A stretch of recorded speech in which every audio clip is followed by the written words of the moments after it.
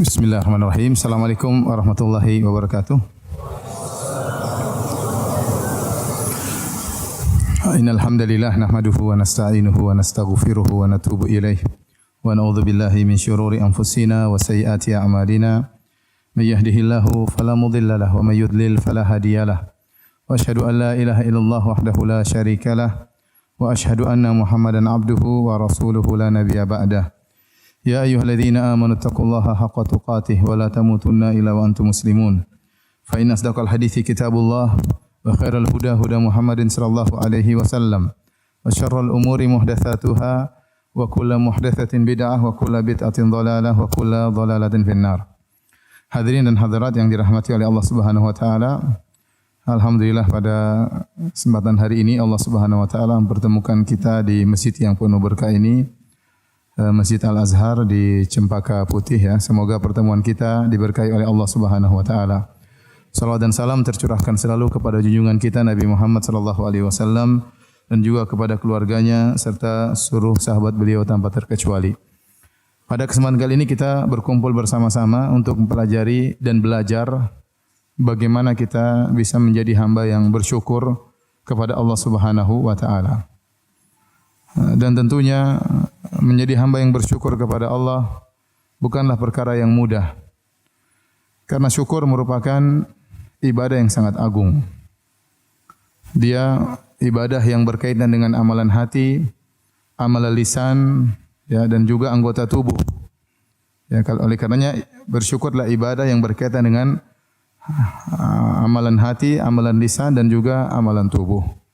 Dan bersyukur adalah setengah dari keimanan. Sebagaimana perkataan Ibnu Qayyim rahimahullahu taala, al-imanu nisfan. Bahwasanya iman itu ada dua, nisfun syukrun wa nisfun sabrun. Bahwasanya iman itu ada dua, setengahnya adalah bersyukur dan setengahnya adalah bersabar.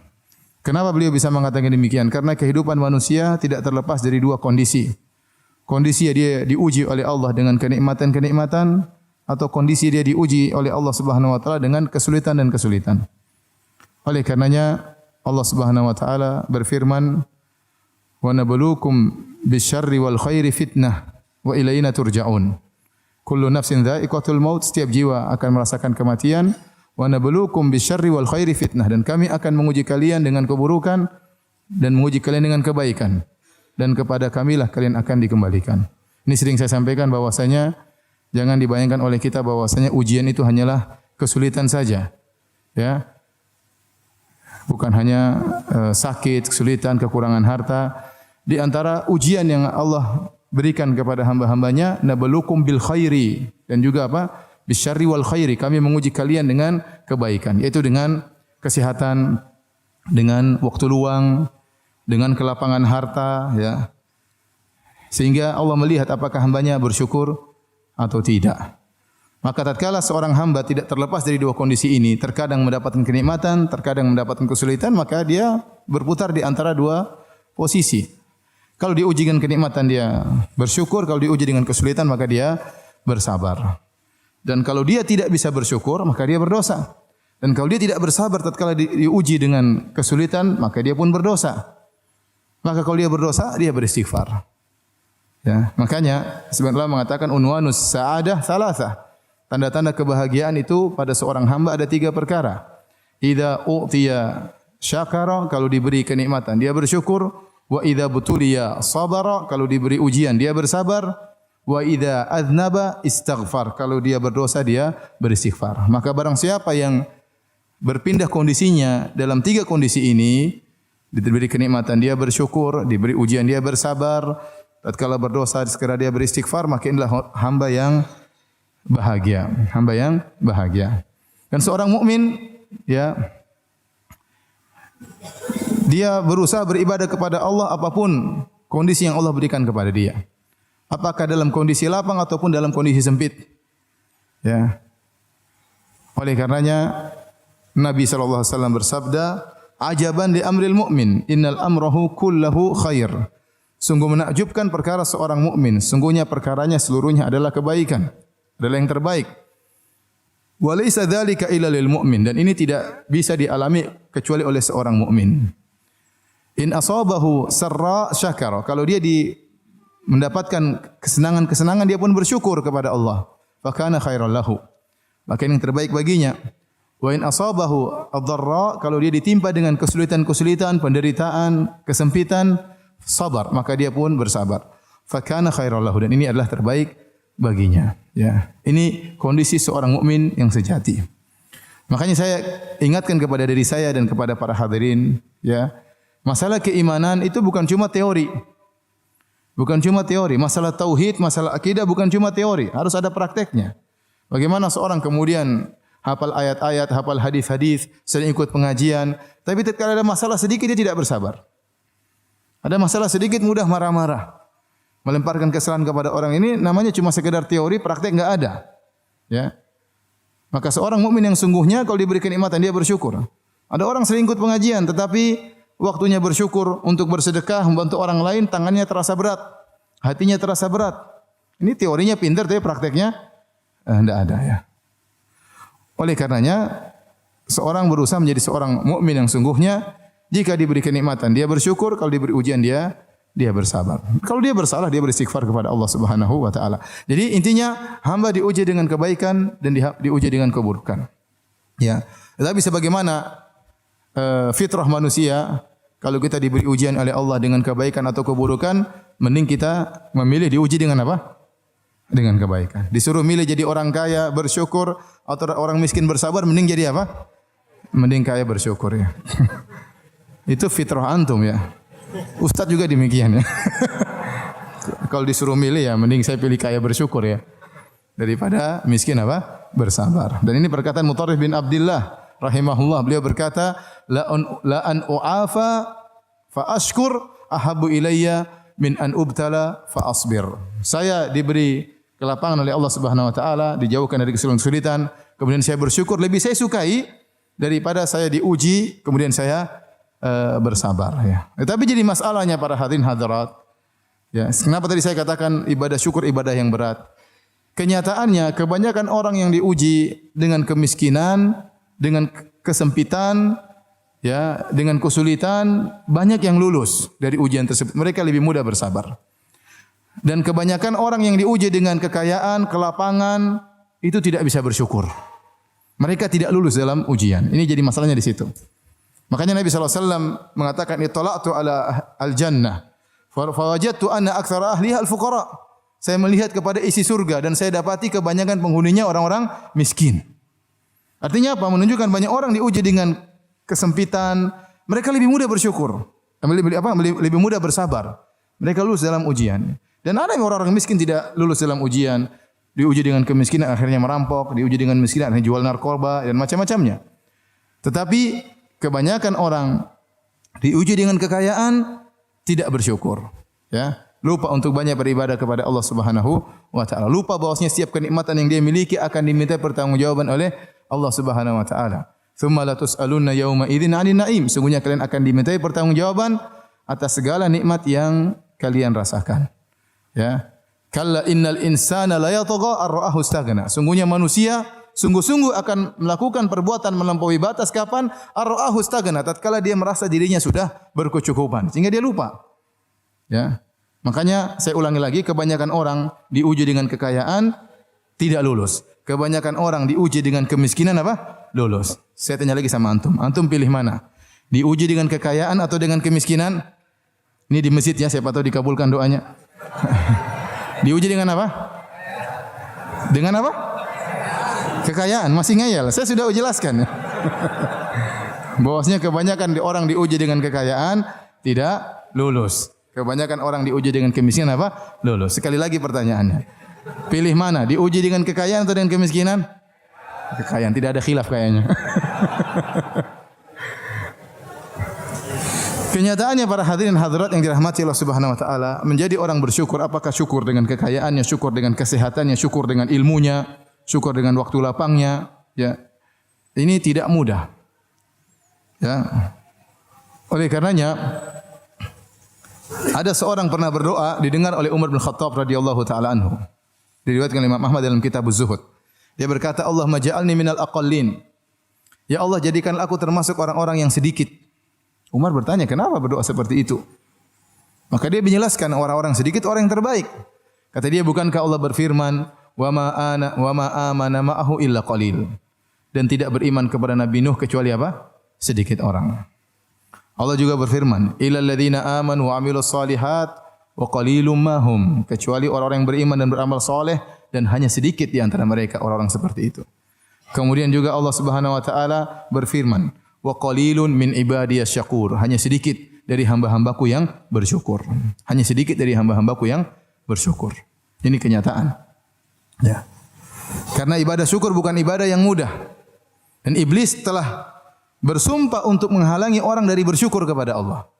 Dia bersumpah di hadapan Allah Subhanahu wa taala, "Tsumma la'atiyannahum min baini aydihim wa min khalfihim wa an aymanihim wa an syama'ilihim wa la tajidu aktsarahum syakirin." Ini sumpah iblis. Ya Allah, sungguh aku akan mendatangi mereka, anak keturunan Adam. Dari hadapan mereka akan aku goda dari hadapan mereka. Akan aku goda dari belakang mereka, akan aku goda dari kanan mereka, dan aku akan goda dari kiri mereka, dan kau akan dapati. Dan dia bersumpah, kebanyakan mereka ya Allah tidak bersyukur kepadamu. Ini sudah janji iblis. Sehingga sebagian ulama mengatakan seandainya ada ibadah yang luar biasa lebih hebat daripada syukur, maka iblis akan melakukan godaan yang luar biasa. Sampai untuk menghalangi orang bersyukur, iblis menggoda dari segala arah. Ya, supaya orang tidak bersyukur. Karena kalau tidak bersyukur masuk neraka jahanam. Ya. Maka digoda dari depan, dari belakang, dari kanan, dari kiri. Wala tajidu aktsarahum syakirin, dan kau akan mendapati kebanyakan mereka tidak bersyukur. Dan Allah telah membenarkan kata Allah, wa qalilun min ibadiyas syakur. Hanya sedikit dari hamba-hambaku yang bersyukur kepada Allah Subhanahu wa taala. Ya. Baik, hadirin dan hadirat yang dirahmati Allah Subhanahu wa taala, perintah untuk bersyukur dalam Al-Qur'an sangat banyak. Ya. Seperti firman Allah Subhanahu wa taala, "Fadhkuruni adzkurkum washkuruli wala takfurun." Ingatlah aku maka aku akan mengingat kalian. Washkuruli, bersyukurlah kepadaku, wala takfurun, dan janganlah kalian ingkar kufur nikmat. Jangan kalian kufur nikmat, ingkar terhadap kebaikanku. Bersyukurlah. Itu dengan beribadah kepada Allah dan yang lainnya. Ya, kemudian juga Allah berfirman, "Anishkurli wali walidayka ilayal masir." Bersyukurlah kepadaku, berterima kasihlah kepadaku, dan berterima kasihlah kepada kedua orang tuamu, dan kepada akulah kalian akan dikembalikan. Bahkan Allah Subhanahu wa taala memerintahkan para nabi juga untuk bersyukur. Allah berfirman kepada Nabi Musa, "Ya Musa, inni istafaituka 'alan nasi bi risalati wa bi kalami, fakhudh ma ataituka wa kum minasyakirin." Wahai Musa, sungguhnya aku telah memilih engkau, ya, dilebihkan daripada manusia-manusia yang lain. Aku milih engkau dengan risalahku. Aku menjadikan engkau seorang rasul. Wa bi kalami, dan aku berbicara langsung dengan engkau, sehingga Nabi Musa diberi gelar dengan kalimullah, yang berbicara langsung dengan Allah Subhanahu wa taala. Kata Allah, "Fakhudh ma ataituka," maka ambillah apa yang aku berikan kepadamu, ambillah Taurat, ambillah hukum-hukum yang aku turunkan kepadamu. Wa kum minasyakirin, dan jadilah engkau menjadi orang-orang yang bersyukur, ya. Jangankan kita untuk diingatkan bersyukur, para nabi juga diingatkan oleh Allah untuk bersyukur kepada Allah Subhanahu wa taala. Baik, hadirin dan hadirat yang dirahmati oleh Allah Subhanahu wa taala. Sekarang kita berbicara tentang bagaimana kita bisa menjadi hamba yang bersyukur. Saya ulangi, kita sama-sama belajar, ya. Ya, bukan cuma antum, saya sebagai pembicara juga ingin bisa menjadi hamba yang bersyukur, ya. Karena bukan perkara yang mudah jadi hamba yang bersyukur, ya. Bagaimana kita bisa menerapkan bentuk syukur kita kepada Allah Subhanahu wa taala? Cara bersyukur dengan 3 perkara. Tadi telah kita sebutkan, syukur ini ibadah yang mulia karena berkaitan dengan amalan hati, dengan amalan lisan, dan amalan anggota tubuh. Maka yang pertama, syukur tersebut harus ada dalam hati kita, pengakuan bahwasanya seluruh nikmat dari Allah Subhanahu wa taala. Seperti dalam doa zikir pagi petang yang sering kita baca, "Abu'u laka bi ni'matika alayya." Ya Allah, aku mengakui bahwasanya seluruh nikmat yang Engkau berikan kepadaku adalah darimu. Aku mengakui seluruh kenikmatan yang Kau berikan kepadaku. Jadi dalam hati kita ucapkan tersebut, meskipun lisan kita ucapkan tapi perenungan dalam hati. Abu'u laka bi ni'matika alayya. Jadi aku mengakui tentang nikmat-nikmat yang kau berikan kepadaku, ya. Dan nikmat sangat banyak ya yang kita rasakan. Kemudian juga ya seperti tatkala kita berumrah, kita bertalbiyah, kita mengatakan labbaik Allahumma labbaik, labbaik la syarika laka labbaik. Ya Allah, kami penuhi panggilan-Mu ya Allah. Ya Allah, kami penuhi panggilan-Mu untuk datang ke tanah suci ya Allah. Ya, la syarika lak, tidak ada syarikat bagimu ya Allah. Kemudian kita berkata, innal hamda wan ni'mata laka wal mulk la syarika lak. Sungguhnya segala pujian hanyalah milik-Mu ya Allah. Wan ni'mah, dan seluruhnya kenikmatan ini darimu.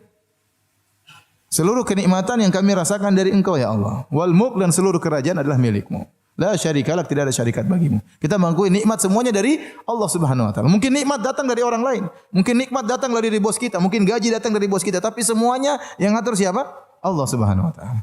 Makanya Allah berfirman, "Wa ma bikum min ni'matin faminallah." Nikmat apa saja yang kalian rasakan dari Allah. Dan ini kita harus tahu, "Wa ma bikum min ni'matin faminallah." Ya. Apa saja kenikmatan yang ada pada kalian semuanya dari Allah Subhanahu wa taala. Nikmat apa saja itu semua dari Allah. Nikmat kesehatan, nikmat ketentraman, nikmat keluarga, nikmat anak-anak ya. Nikmat bisa bernafas, nikmat macam-macam. Semuanya dari Allah Subhanahu wa taala, tidak dari makhluk, tidak dari satu pun. Ya. Kata Allah Subhanahu wa taala, "Ya ayyuhalladzina amanu dzkuru ni'matallahi 'alaikum. Hal min khaliqin ghairullahi yarzuqukum minas sama'i wal ard." La ilaha illahu. Kata Allah, wahai orang-orang yang beriman, ingatlah tentang nikmat-nikmat yang Allah berikan kepada kalian. Apakah ada pencipta lain yang memberikan rizki kepada kalian dari langit dan bumi? Tidak ada. Tidak ada yang menciptakan kecuali siapa? Allah Subhanahu wa taala. Semua di alam semesta ini adalah milik Allah. Kita harus akui dengan hati kita. Makanya Allah mengatakan, walladzina tad'una min dunillah walladzina tad'una min dunihi ma yamliquna min qitmir. Kata Allah, dan seluruh ya orang-orang yang disembah selain Allah, seluruh sembahan-sembahan, berhala-berhala, sembahan-sembahan yang disembah selain Allah Subhanahu wa taala, ma yamlikuna min qitmir. Mereka tidak memiliki meskipun hanya selaput yang ada di biji korma. Mereka tidak memiliki apa-apa, semuanya dari Allah Subhanahu wa taala. Ya. Tidak ada makhluk yang bisa membuat selaput di biji korma. Selaput yang sangat tipis di biji korma yang kita tidak makan, kita buang, itu yang bisa ciptakan hanya siapa? Allah Subhanahu wa taala. Ya. Kata Allah, "Falyanzuril insanu ila ta'ami, anna sababna al-ma'a sabba, thumma syaqaqna al-ardha syaqqa." Kata Allah, hendaknya seorang manusia melihat terhadap apa yang dia makan. Kita disuruh merenungkan. Nanti makan beras, makan buah apel, makan macam-macam. Dari mana? Ya. Semuanya dari Allah Subhanahu wa taala. Apel kita makan, bijinya dari mana? Biji dari Allah. Tanamnya di mana? Tanamnya di tanah Allah Subhanahu wa taala. Airnya dari mana? Air hujan dari Allah Subhanahu wa taala. Ya, yang membuat biji tersebut bisa mengeluarkan tunas kemudian membelah bumi, itu juga Allah. Tsumma syaqqaqnal ardha syaqqa, kami yang belah bumi tersebut. Tidak ada sampai saat ini orang yang bisa menciptakan biji. Kata Allah, wal yakhluqu habbatan. Coba mereka ciptakan biji dalam hadis qudsi, ciptakan biji. Seluruh pakar alam semesta berkumpul, dunia ini seluruh pakar fisika, pakar biologi, ya, seluruh pakar-pakar ilmuwan berkumpul ciptakan biji, kalau taruh di tanah bisa tumbuh, enggak mungkin. Apalagi ciptakan telur kemudian taruh dieram sama ayam kemudian menetas. Orang Cina bisa bikin telur cuma bisa digoreng doang ya. Tapi kalau dieram menetas enggak ada yang kasih ruh siapa? Allah Subhanahu wa taala. Jangankan telur menetas, biji saja ditanam tumbuh enggak ada yang bisa. Ya, maka semuanya ini dari Allah Subhanahu wa taala. Wa ma bikum min ni'matin faminallah. Apa saja kenikmatan yang kalian rasakan semuanya dari Allah Subhanahu wa taala. Ini harus pengakuan dari hati kita. Ya. Setelah kita mengakui seluruh kenikmatan dari Allah Subhanahu wa taala, ini adalah ibadah hati ya. Maka bersyukur pula dengan lisan. Dengan lisan, dengan memuji Allah Subhanahu wa taala. Dengan memuji Allah Subhanahu. Di antaranya setelah selesai salat kita berzikir subhanallah, subhanallah, subhanallah tiga kali. Kemudian kita berzikir alhamdulillah, alhamdulillah, alhamdulillah. Dan saya berharap kita semua tatkala berzikir selepas salat ya, benar-benar serius merenungkan makna alhamdulillah, alhamdulillah, alhamdulillah. Ada nikmat tersendiri yang Allah berikan, bukan cuma nikmat tatkala kita salat. Setelah salat kita berzikir ada kenikmatan, Allah masukkan ya iman dalam hati kita tatkala kita mengatakan subhanallah sambil kita renungkan maha suci Allah. Betapa banyak orang mensifati Allah dengan sifat yang tidak benar, ya. Betapa banyak orang yang suudzon kepada Rabbnya. Betapa banyak orang mengatakan Allah punya anak dan macam-macamnya. Ya. Kita bilang subhanallah, maha suci Allah. Kemudian kita mengatakan alhamdulillah, segala puji hanya bagi Allah, segala nikmat dari Allah Subhanahu wa taala. Sambil kita mengatakan alhamdulillah, alhamdulillah, alhamdulillah, ini luar biasa keimanan yang kita rasakan. Jadi kita ucapkan dengan lisan kita sebagai bentuk syukur kita kepada Allah Subhanahu wa taala. Dan Allah adalah Rabb yang suka untuk dipuji. Ya.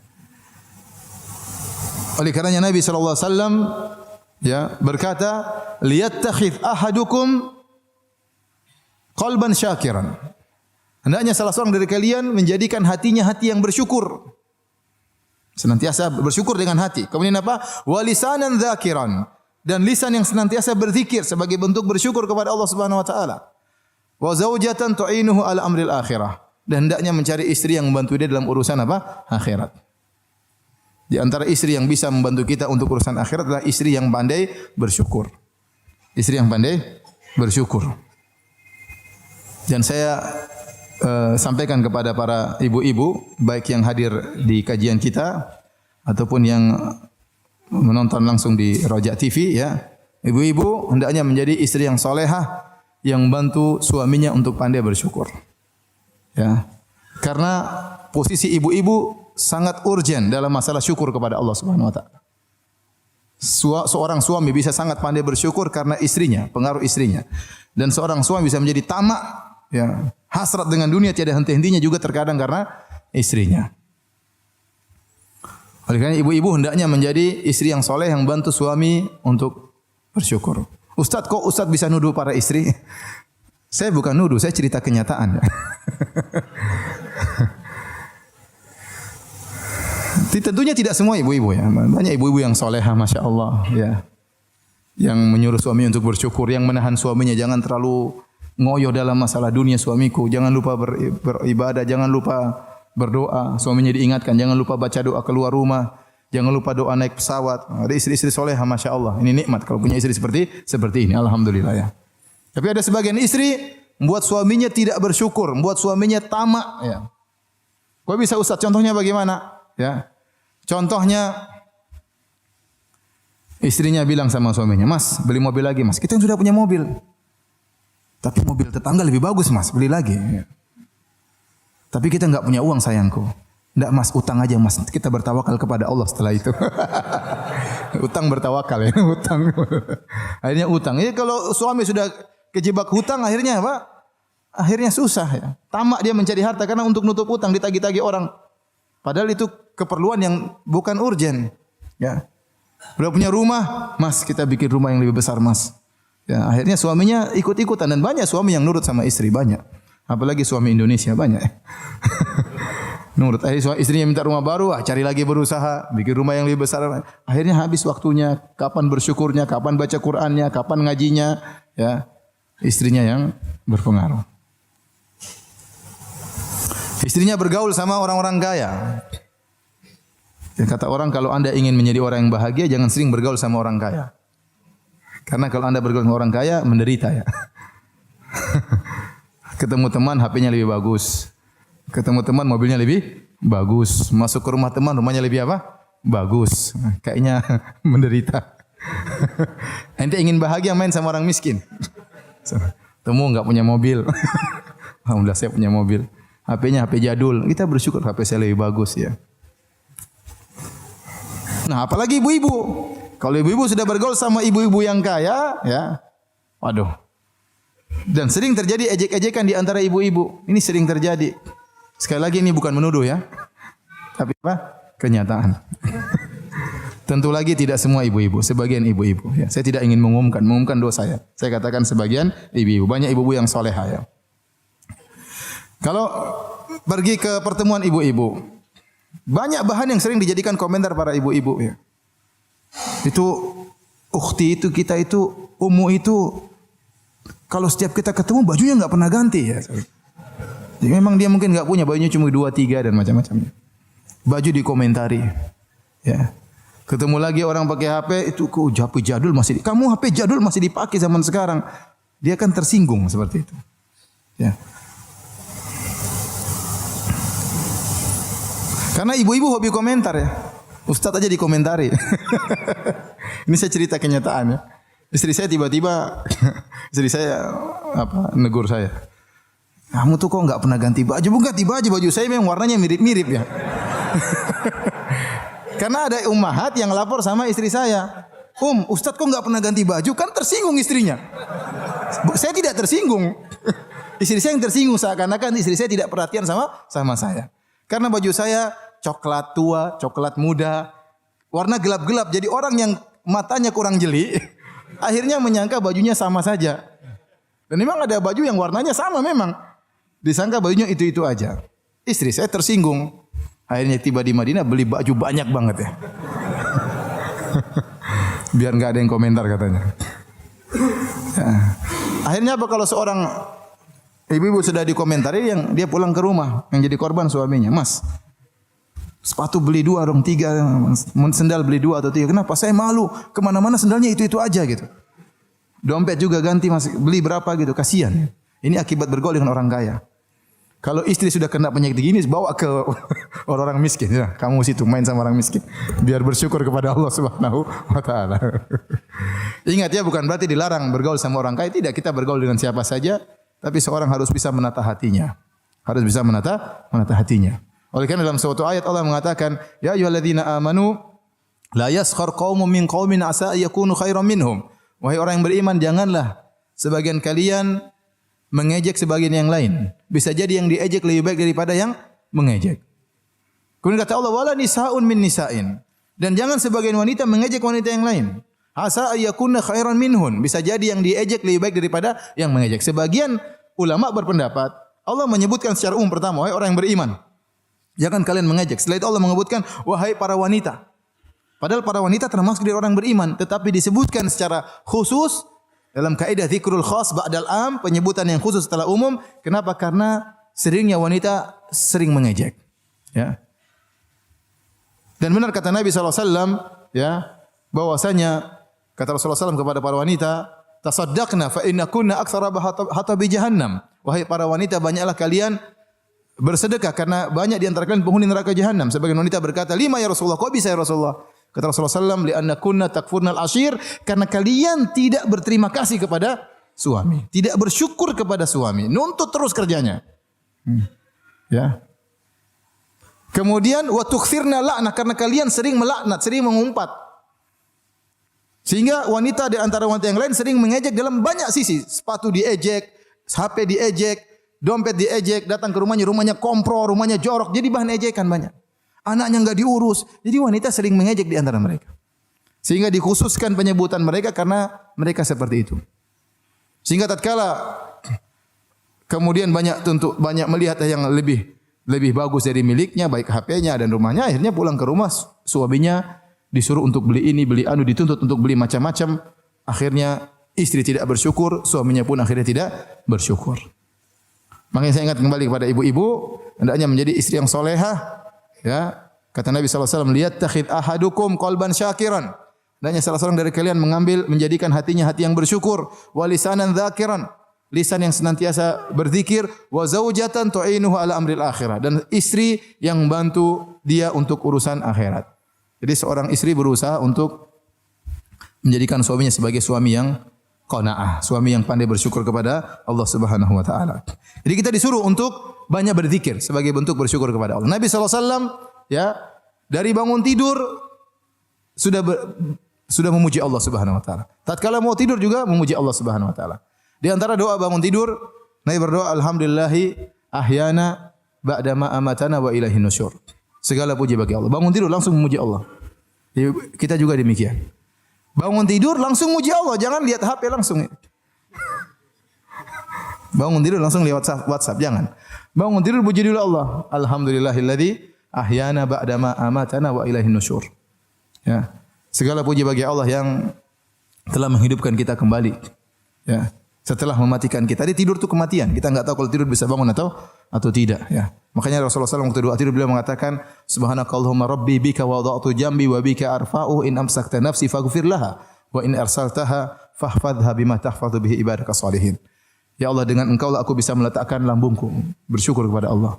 Dan dengan sebab Engkau aku bisa mengangkat apa? Lambungku. Ini doa Nabi waktu mau tidur. In amsakta nafsi, kalau kau tahan jiwaku, kau tidak kembalikan lagi jiwaku, faghfirlah, maka ampunilah apa? Jiwaku. Wa in arsaltaha, kalau kau kembalikan jiwaku, fahfadhha bima, maka jagalah jiwaku sebagaimana engkau menjaga hamba-hambamu yang saleh. Ya. Tatkala kita bisa hidup kembali, ini nikmat dari Allah.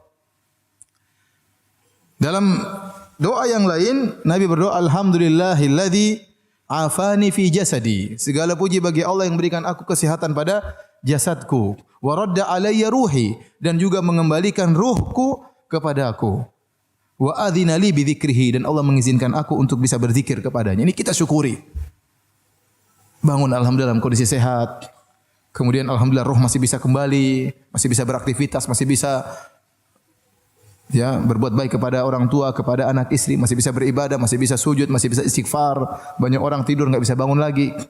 Wa adzina li bi dzikrihi, dan masih mengizinkan lisanku untuk berzikir kepada Allah. Ini doa bangun tidur. Mau tidur juga Nabi SAW memuji Allah Subhanahu wa taala. Di antara doa mau tidur Rasulullah SAW baca, yang dibaca oleh Nabi SAW, alhamdulillahilladzi at'amana wa saqana wa kafana wa awana wa kam mimman la kafiya lahu wa la mu'wi. Kata Nabi SAW, segala puji bagi Allah yang telah memberikan aku makan, telah memberikan aku minum, ya, telah mencukupkan aku, telah beri naungan rumah untuk aku tidur. Betapa banyak orang yang tidak ada yang memberi kecukupan kepadanya dan tidak ada naungan baginya. Nabi sebelum tidur masih ingat-ingat nikmat Allah Subhanahu wa taala. Hari ini alhamdulillah masih makan, masih kenyang, masih bisa minum. Ya, alhamdulillah masih bisa tidur di rumah. Banyak orang enggak punya rumah, tidur di mana bingung ya. Ya, masih ada yang menaungi. Ini Nabi SAW muji Allah Subhanahu wa taala sebelum tidur. Bangun tidur muji Allah, sebelum tidur juga muji Allah Subhanahu wa taala. Dan Allah Subhanahu wa taala adalah Rabb kita yang suka untuk dipuji oleh hamba-hambanya. Makanya dalam hadis, innallaha la yarda an 'abdihi idza an ya'kula akalah fayahmadahu 'alaiha aw an yashraba syarbah fayahmadahu 'alaiha. Sungguhnya Allah ridha kepada seorang hamba jika dia makan makanan maka dia pun memuji Allah, dan jika dia minum minuman maka dia pun muji Allah Subhanahu wa taala. Apa doa kita kalau setelah makan dan minum? Alhamdulillahilladzi at'amani. Kemudian apa doanya? Alhamdulillahilladzi at'amana wa saqana wa ja'alna minal muslimin. Hadisnya sahih atau dhaif? Alhamdulillahilladzi at'amani hadza at'am wa razaqanihi min ghairi haulin minni wala quwwah. Kalau antum baca doa ini dalam hadis yang sahih, maknanya indah. Segala puji bagi Allah yang telah memberikan aku rizki ini, baik makanan maupun minuman. Min ghairi haulin minni wala quwwah, tanpa ada usaha, tanpa ada kekuatan dariku. Semuanya murni dari siapa? Dari Allah Subhanahu wa taala. Ya. Ya. Ada sebagian ustaz cerita anaknya habis makan baca doa ini. Dia sudah hafal, masih kecil di Madinah. Alhamdulillah at'amani hadza ta'am wa razaqanihi min ghairi haulin minni wala quwwah. Segala puji bagi Allah yang memberikan aku rezeki ini tanpa ada kekuatan upaya dariku, wala quwwah, dan tidak ada kekuatan dariku. Dia bilang, "Abi, katanya wala quwwah. Di sini saya makan enggak ada kuahnya, Abi." Disangka makanannya, ya Allah, terima kasih atas kuah yang kau berikan kepadaku. Padahal kuah itu maksudnya apa? Kekuatan. Baik, jadi kita berusaha untuk memuji Allah Subhanahu wa taala. Oleh karenanya di antara hamba-hamba Allah yang sangat pandai bersyukur, tentunya para nabi seluruhnya pandai bersyukur. Di antaranya adalah Nabi Ibrahim alaihissalam. Allah mensifati Nabi Ibrahim dengan pujian yang luar biasa. Kata Allah Subhanahu wa taala, "Inna Ibrahim kana ummatan qanitan lillah hanifan wa lam yakun minal musyrikin, syakiran li an'umi, ijtabahu wa hadahu ila siratal mustaqim." Kata Allah, sungguhnya Ibrahim itu adalah qudwah, ummah, yaitu adalah teladan. Kemudian senantiasa beribadah kepada Allah Subhanahu wa taala, hanifan, jauh dari kesyirikan, condong kepada tauhid, yang tidak pernah berbuat syirik sama sekali. Kemudian kata Allah, syakiran li an'umih, senantiasa bersyukur ya dengan nikmat-nikmat yang Allah berikan kepadanya. Allah menggunakan kalimat syakiran, itu isim fa'il. Kalau isim fa'il itu menunjukkan senantiasa, syakiran. Ya. senantiasa bersyukur kepada Allah li'an umih atas nikmat-nikmat yang Allah berikan kepadanya. Perhatikan di sini Allah menggunakan wazan af'ul li'an umih. Karena nikmat itu wazannya bisa dijamak dengan ni'am ya. Di antaranya bisa an'um. Apa bedanya? Mufradnya nikmatun bisa dijamak dengan ni'am, wazannya fi'al, bisa dijamak dengan an'um, wazannya af'ul. Bedanya di mana? Dalam bahasa Arab untuk menjamak menggunakan timbangan huruf yang lain. Kalau Indonesia dijamak jadi ulang ya. Manusia, manusia ya. Orang, orang ya. Masjid, masjid. Kalau bahasa Arab enggak, masjid jadi masajid. Ya. Ada perubahan di antaranya ya, dirubah tambahan huruf atau yang lainnya ya. Jadi kalau menerjemahkan bahasa Arab terkadang jadi panjang banget ya. Karena kalau sudah jamak jadi apa? Diulang ya. Kereta ya kereta ya. Pertolongan jadi panjang. Nah, kalau orang Arab ni'mah mufradnya kata tunggal bisa dirubah menjadi ni'am atau an'um. Nah, kalau apa bedanya? Jadi dirubah dengan jamak taksir ya. Jamak taksir bisa dua makna. Ada namanya jam'ul kasrah, ada nama jam'ul qillah. Jam'ul kasrah itu timbangan huruf yang menunjukkan benda tersebut banyak, lebih dari 10. Adapun jam'ul qillah itu timbangan huruf yang menunjukkan benda tersebut banyak tapi kurang dari 10. Namanya jam'ul qillah. Dan Allah tatkala menunjukkan Nabi Ibrahim alaihissalam bersyukur, Allah menggunakan syakiran li an'umih. Itu dia senantiasa bersyukur li an'umih yang menunjukkan jam'ul qillah, jamak yang menunjukkan nikmat tersebut antara 3 sampai 9. Sedikit. Sehingga Imam Syaukani rahimahullah dalam kitabnya Fathul Qadir tatkala mengomentari ayat ini, beliau berkata Nabi Ibrahim alaihissalam ya, senantiasa bersyukur kepada Allah bahkan pada nikmat-nikmat yang sedikit. Bukan hanya nikmat-nikmat besar yang dia syukuri kepada Allah, nikmat-nikmat yang sedikit yang mungkin terkadang kita lalaikan itu disyukuri oleh Nabi Ibrahim alaihissalam. Jadi seluruh nikmat yang dia rasakan dia syukur kepada Allah Subhanahu wa taala. Kita kalau mensyukuri nikmat-nikmat besar sering atau dapat proyek besar kita masyaallah alhamdulillah bersyukur kepada Allah Subhanahu wa taala, ya. Tahu-tahu alhamdulillah tadinya bujangan kemudian menikah, oh alhamdulillah dapat istri bersyukur kepada Allah Subhanahu wa taala ya. Tahu-tahu ada pengumuman bisa naik haji bersyukur kepada Allah. Ini biasa orang bersyukur nikmat yang besar. Jadi masalah bisakah kita bersyukur dengan nikmat-nikmat yang sedikit? Harus kita latih diri kita. Nikmat sedikit yang mungkin anggap sedikit makan. Ini padahal bukan nikmat sepele ya. Makan, ada makanan bisa mengenyangkan itu nikmat yang luar biasa.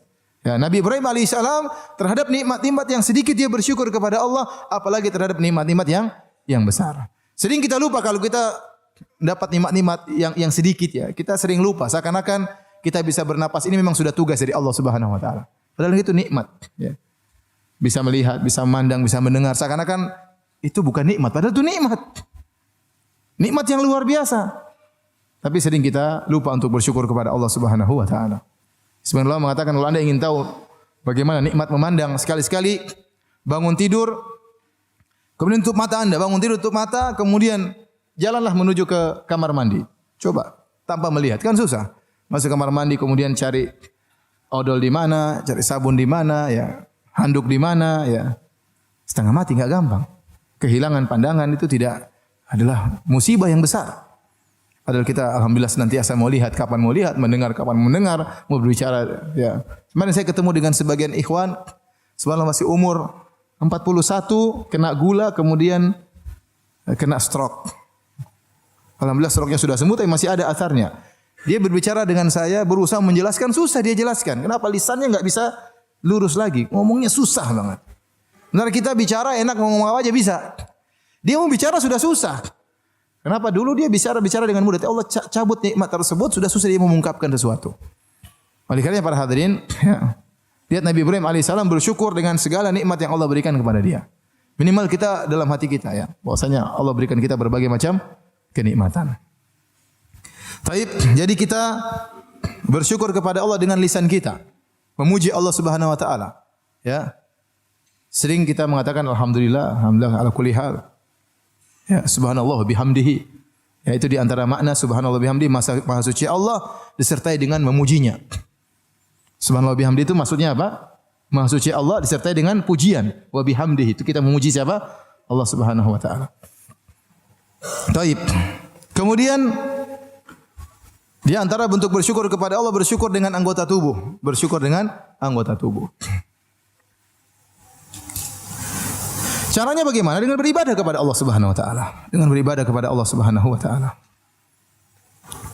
Ya, sebelum kita menyampaikan masalah ini, ada satu perkataan Syekh Utsaimin dalam kitabnya Syarhul Mumti' ya, tentang masalah bersyukur kepada Allah, memuji Allah Subhanahu wa taala ya. Betapa sering kita lupa dengan nikmat-nikmat Allah Subhanahu wa taala sehingga kita tidak bisa bersyukur dengan sebaik-baiknya. Kata beliau, apa hikmah tatkala kita keluar dari toilet kemudian kita mengatakan ghufranaka. Kalau kita keluar dari toilet apa doanya? Ghufranaka. Doa yang lain apa? Hadis dhaif lagi ya.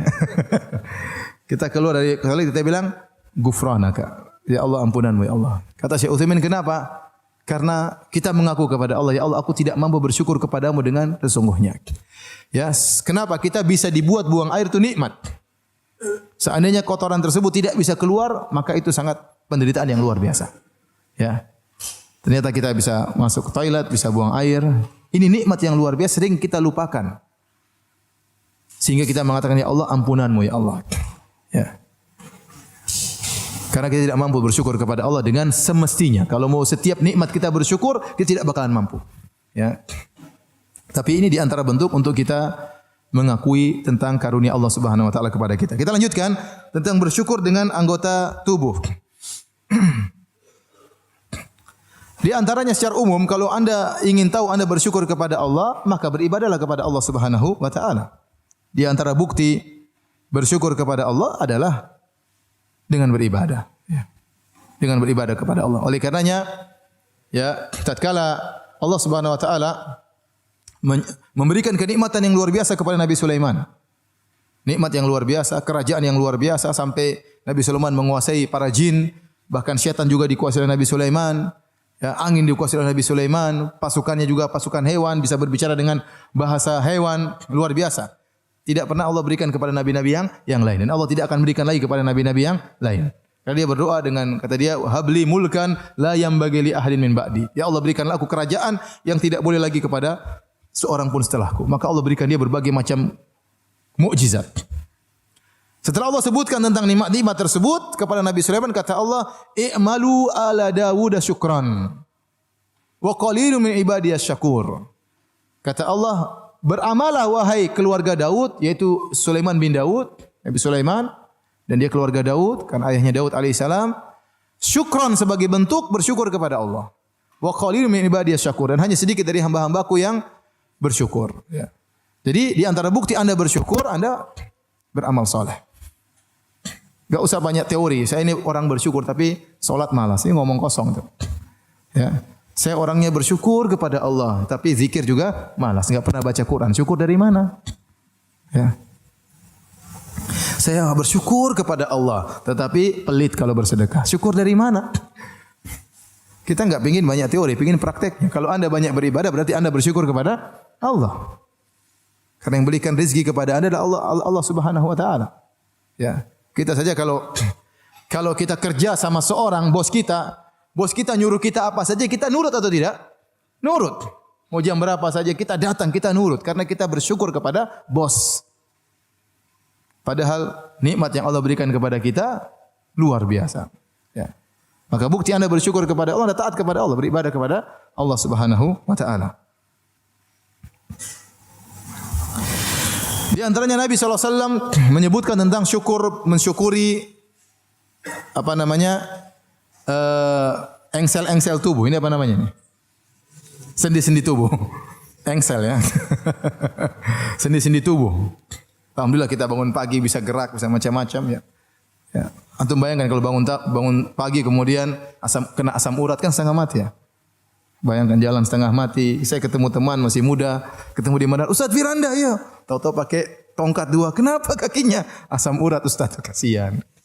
Ada orang badan kekar kemarin jalan minggu-minggu. Kenapa? Badannya kekar, asam urat. Mau apain? Ada orang sudah susah lututnya, ya sakit terus. Kenapa? Katanya pelicinnya sudah habis lah, macam-macam lah. Kita alhamdulillah gerak-gerak macam-macam mudah. Coba lihat orang kalau kena orang bilang apa? Saraf terjepit itu. Waduh, itu sakitnya luar biasa. Makanya Nabi SAW berkata, Yusbihu ala kulli sulama min ahadikum sadaqah. Sungguhnya setiap sendi yang ada pada tubuh kalian setiap pagi wajib untuk disyukuri dengan sedekah. Ya, dan kita ada 360 sendi. Satu sendi saja enggak beres, sakitnya luar biasa. Dan ini saya dengar sebagian dokter cerita kepada saya waktu saya hajian kemarin. Dokter cerita, Ustaz, gara-gara hadis ini ada orang masuk Islam. Kenapa? Ada seorang pakar sendi, dia menghitung sendi-sendi dalam tubuh manusia, ternyata benar 300 berapa? 60. Padahal yang mengucapkannya Nabi SAW 1400 tahun yang lalu. Akhirnya dia masuk Islam gara-gara hadis ini. Ya. Jadi satu sendi saja enggak beres, kita menderita dan sakitnya luar biasa. Maka kata Nabi, setiap sendi dari 360 sendi wajib untuk disedekahkan sebagai bentuk syukur kepada Allah Subhanahu wa taala. Kemudian Nabi menjelaskan cara bersyukur seperti apa? Kullu tahmidatin shadaqah. Kullu tasbihatin sadaqah. Bertasbih itu sedekah sebagai bentuk syukur kepada sendi. Memuji Allah juga sedekah. Kullu tahlilatin la ilaha illallah juga sedekah. Kullu takbiratin sedekah. Setiap bertakbir sedekah. Amrun bil ma'ruf sedekah. Menyeru orang kepada kebaikan sedekah. Wa nahyun 'anil munkar, mencegah orang dari perbuatan munkar juga sedekah. Kemudian kata Nabi, wa yujzi an dzalika rak'atani yarka'uhuma minadh-dhuha. Dan cukup mewakili itu seluruhnya dengan salat 2 rakaat di waktu apa? Duha. Itu sebagai bentuk syukur Anda kepada Allah. Jadi syukur beribadah kepada Allah Subhanahu wa taala. Semakin Anda banyak bersyukur, banyak beribadah, Anda membuktikan Anda banyak bersyukur.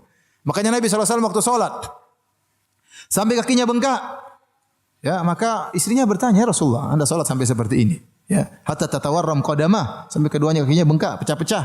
Kata Nabi SAW, afala akunu abdan syakuran. Kenapa aku tidak menjadi hamba yang bersyukur kepada Allah Subhanahu wa taala. Jadi, saya ingatkan kepada hadirin dan hadirat, ya, bukti yang paling nyata Anda bersyukur adalah dengan beribadah. Anda bersyukur dengan hati, iya, itu penting. Dengan mengakui segala nikmat dari Allah Subhanahu wa taala. Bersyukur dengan lisan, dengan memujinya, itu juga penting. Yang paling penting praktek dengan ibadah. Ibadah apa saja? Ya, berbakti kepada orang tua berarti Anda bersyukur kepada orang tua dan bersyukur kepada Allah karena Allah yang suruh Anda berbakti kepada kedua orang tua. Bersedekah, salat malam, salat duha, salat berjamaah, bersyukur kepada Allah. Mumpung Anda masih bisa berjalan, langkahkanlah kaki Anda menuju ke masjid untuk salat berjamaah, ya. Di antara bentuk bersyukur kepada Allah adalah sujud syukur. Sujud syukur. Kalau kita mendapatkan kenikmatan yang luar biasa, kita sujud syukur. Berterima kasih kepada Allah Subhanahu wa taala. Dalam hadis yang dihasankan oleh Syekh Albani rahimahullahu taala, an Abi Bakrah, dari sahabat Abi Bakrah radhiyallahu anhu, beliau berkata, "Kana Rasulullah sallallahu alaihi wasallam idza ja'ahu amrun sururan aw yusarru bihi kharra sajidan syakiran lillah." Kalau Nabi didatangkan kabar yang menggembirakan beliau, amru sururin au busyira bihi, dalam riwayat perkara yang membuat beliau gembira atau kabar gembira yang menyenangkan hati beliau, kharra sajidan syakiran lillah, maka beliau pun langsung sujud syukur kepada Allah Subhanahu wa taala. Oleh karenanya pendapat yang kuat dalam masalah sujud syukur tidak diwajibkan untuk bersuci. Kapan kita mendengar nikmat yang luar biasa, kita bertakbir Allahu Akbar, kemudian apa? Sujud syukur. Kemudian kita muji Allah Subhana rabbiyal a'la, subhana rabbiyal a'la, subhana rabbiyal a'la, ya. Kapan saja. Ya, beda dengan sujud tilawah. Sebab Allah mengatakan sujud tilawah harus berwudu. Tapi kalau sujud syukur, kapan saja kita dengar kenikmatan, segera sujud syukur kepada Allah Subhanahu wa taala. Oleh karenanya bagaimana dipraktikkan oleh para salaf, ya. Contoh dipraktikkan oleh Abu Bakar radhiyallahu taala anhu. Abu Bakar radhiyallahu anhu tatkala sampai kabar kepada beliau tentang wafatnya atau tewasnya Musailimah al-Kadzdzab, Musailimah yang pernah mengaku sebagai nabi, dan terjadi peperangan antara kaum muslimin dengan pasukannya Musailimah, nabi palsu, dan banyak kaum muslimin yang terbunuh tatkala itu, ya. Maka begitu dengar Musailimah telah tewas, Abu Bakar pun sujud bersyukur kepada Allah Subhanahu wa taala.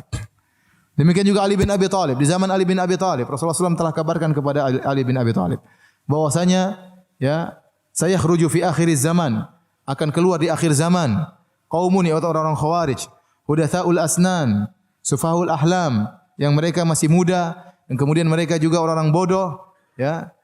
Kemudian apa? Yamrukuna minad din kama yamrukus sahmu minar ramiyah. Mereka keluar dari agama seperti keluarnya anak panah yang menembus hewan buruan.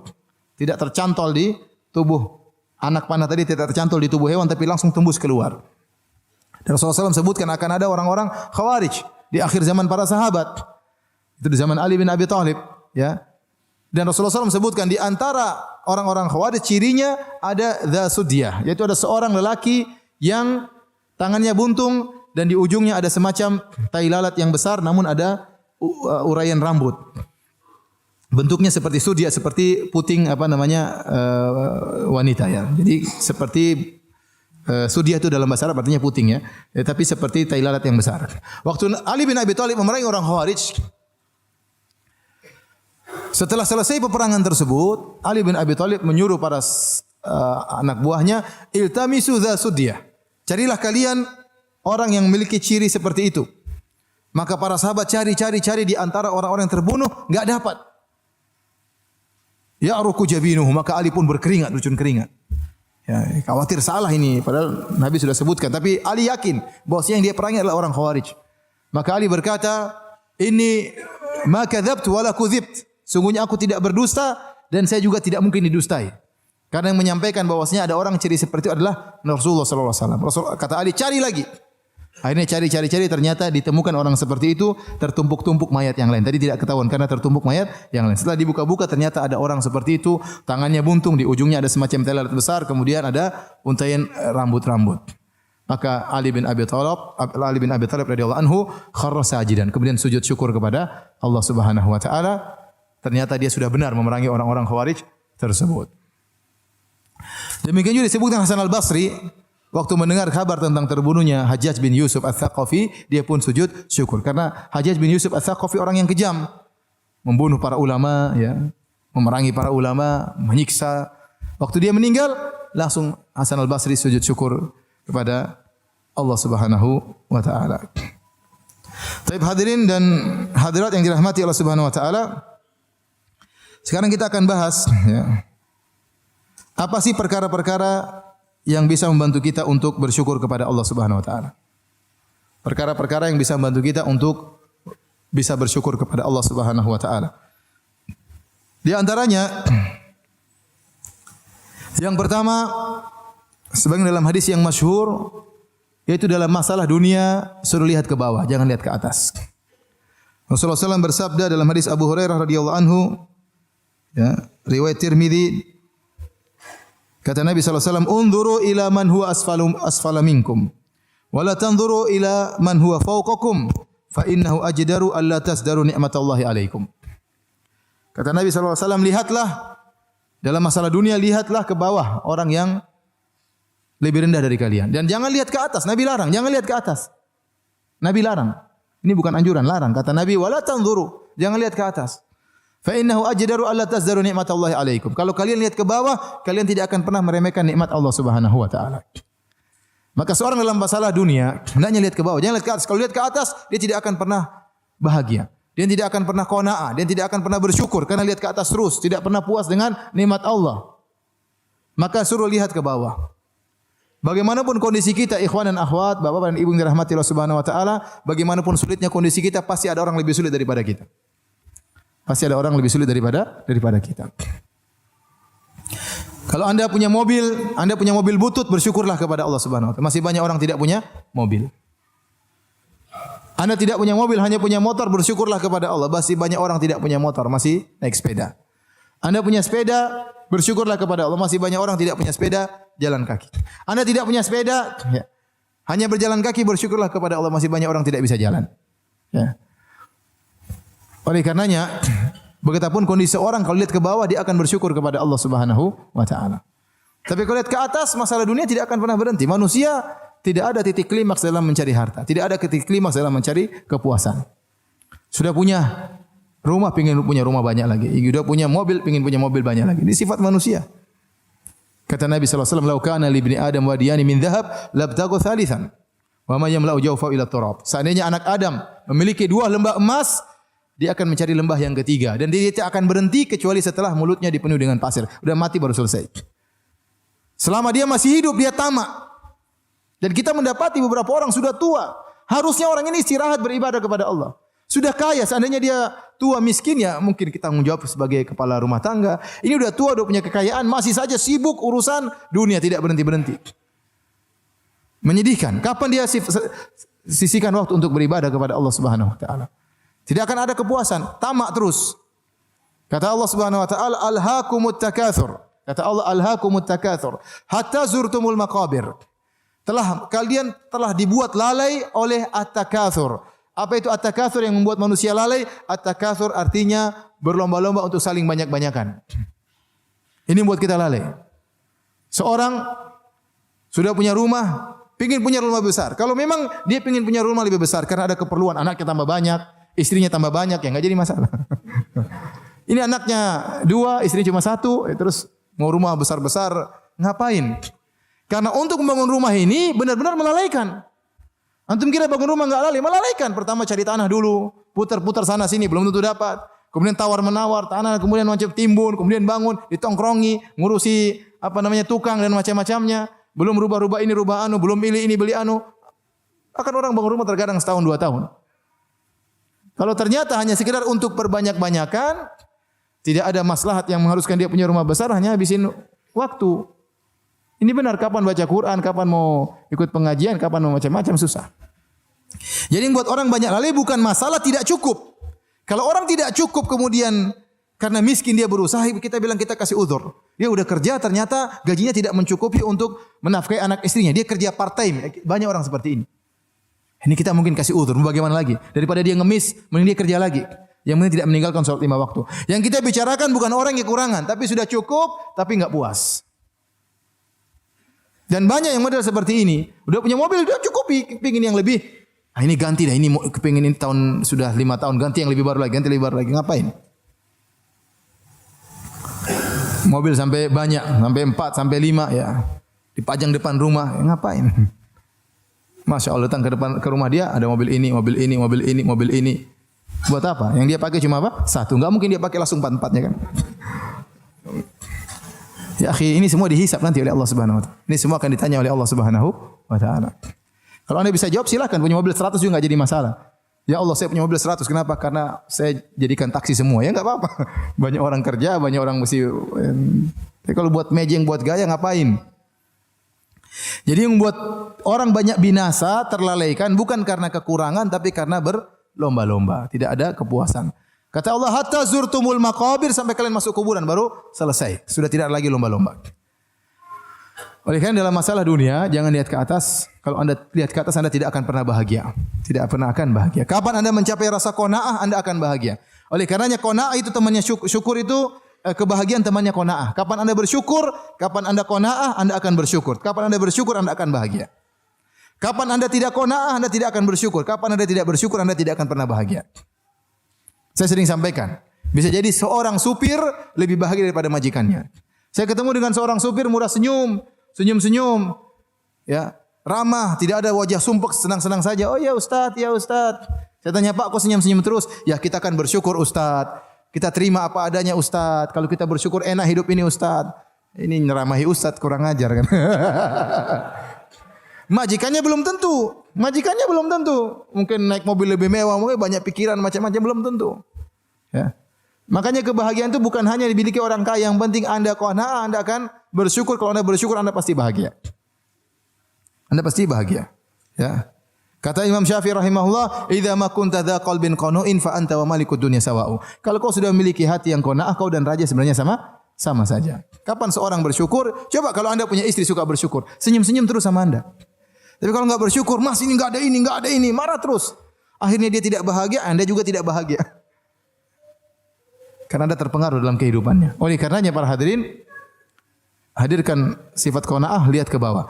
Ya. Jangan pernah lihat ke atas. Kalau masalah akhirat baru lihat ke atas. Jangan pernah qanaah. Ya. Saya ulangi, kalau masalah akhirat lihat ke atas. Karena Allah suruh berlomba-lomba. Fastabiqul khairat, berlomba-lomba dalam kebaikan. Wa fi dzalika falyatanafasul mutanafisun. Urusan surga maka bersainglah kata Allah Subhanahu wa taala. Wasari'u, cepatlah. Urusan masalah akhirat berlomba-lomba. Jangan qanaah. Ya. Antum kok cuma solat di rumah, tidak solat di masjid. Oh alhamdulillah, masih banyak orang tidak solat. Saya solat di rumah, alhamdulillah. Qanaah. Antum kok cuma solat seminggu sekali. Oh alhamdulillah, masih banyak orang solat setahun sekali. Ya, masih mending saya, ya mending, nerakanya masih lebih mending daripada nerakanya dia, bilang. Jadi ya, kalau urusan akhirat suruh lihat ke atas. Ihdinas siratal mustaqim, siratal ladzina an'amta 'alaihim. Ya Allah, tunjukkan aku jalan yang lurus. Jalannya orang Orang-orang yang kau beri nikmat kepada mereka, jalannya para nabi, wan nabiyyin, syuhada, was-siddiqin, jalannya para nabi. Kita disuruh lihat ke atas masalah akhirat. Jadi jangan terbalik, sebagian orang masalah akhirat qanaah, masalah dunia tidak puas. Seharusnya masalah dunia qanaah, masalah akhirat jangan pernah apa? Jangan puas.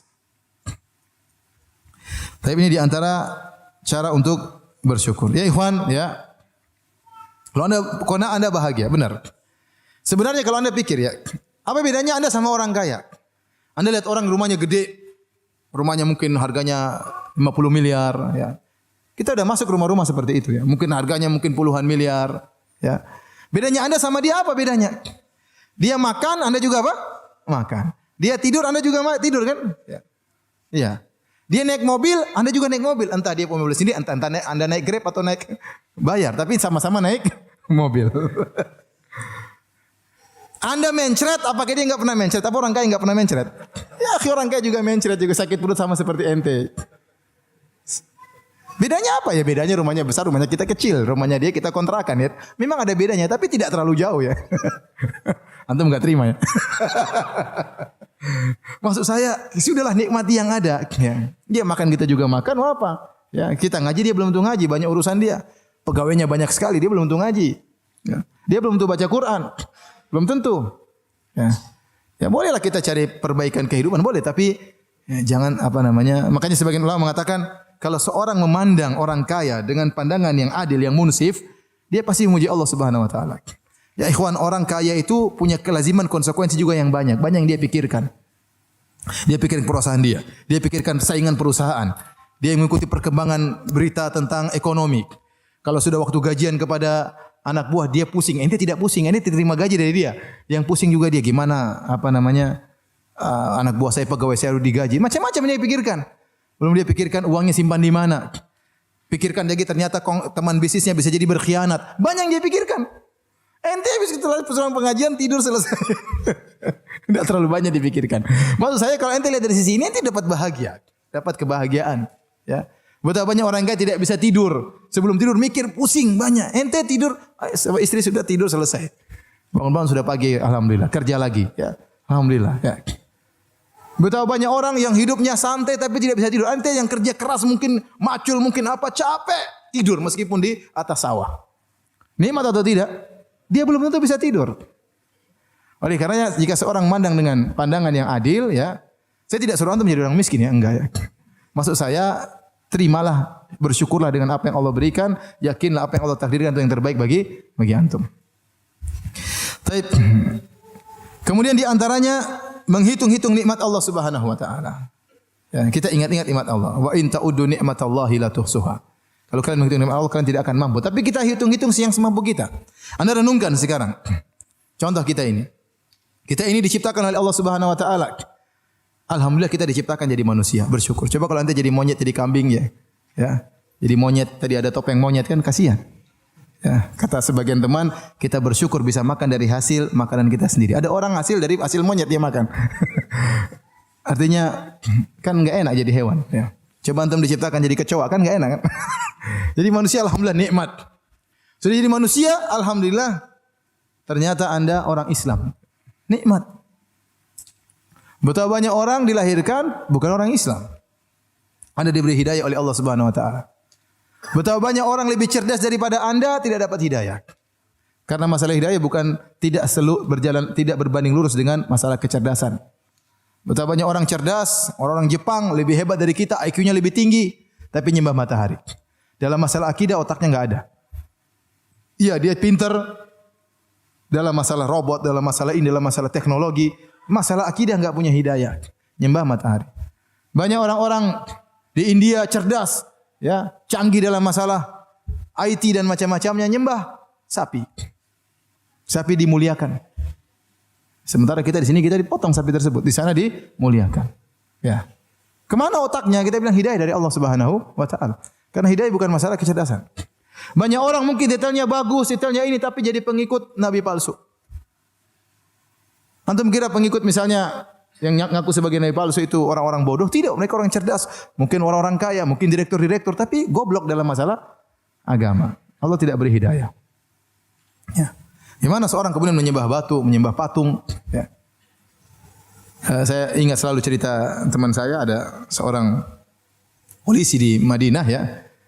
Suatu saat dia pergi ke Sri Lanka. Pergi ke Sri Lanka dengan dia suka berdakwah ya. Dia suka berdakwah dan dia polisi. Dia dulunya adalah kepala polisi di Masjid Nabawi. Dia pergi ke Sri Lanka, kemudian dia sengaja ingin pergi ke tempat peribadatan. Ada orang nyembah-nyembah patung di sana.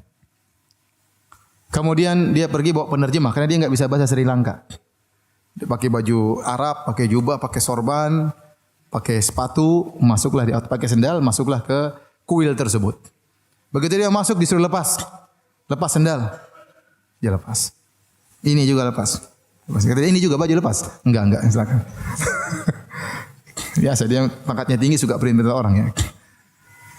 Maka dia berjalan. Saya berjalan sampai masuk ke dalam kuil tersebut, ada patung gede diibadahi, ada pendeta di situ menjaga patung tersebut. Maka kemudian dia cerita sama saya bikin masalah Firanda. Saya bilang gini, "Assalamualaikum" sama patung tadi. Pendetanya kaget, orang-orang juga kaget karena dia teriak keras. Saya sengaja keras kata dia. "Assalamualaikum." Teman yang terjemahnya takut. Ada apa sih? Kata dia. Ulang lagi. "Assalamualaikum" 2 kali. Kami orang ramai semua perhatikan. Sampai 3 kali. "Assalamualaikum" dengan suara yang keras. Pendeta dia bilang, "Ada apa ini?" Suruh terjemahin bilang, "Saya ini beri salam sama Tuhannya, kenapa enggak dijawab?" Orangnya takut. Aduh gimana ini? Terjemah katanya. "Saya enggak berani, kalau kau tidak terjemah saya bikin lebih parah daripada ini," katanya. Akhirnya dia terjemah. Terjemah dia bilang, "Ini tadi beri salam, katanya kenapa Tuhannya tidak jawab?" Kata pendeta tadi, dia punya ruh tapi kita tidak tahu. Terjemahin sama dia. Kalau ruh itu seperti saya, mata bisa buka-buka, bisa ngomong. Ini patung dan dia sudah sengaja bawa batu di sini. Itu patung sama dengan batu ini. Nih. Subhanallah, di depan pendeta dia ambil batu-batu, itu patungmu itu enggak dengar, enggak ngelihat sama seperti batu ini, katanya dibuang.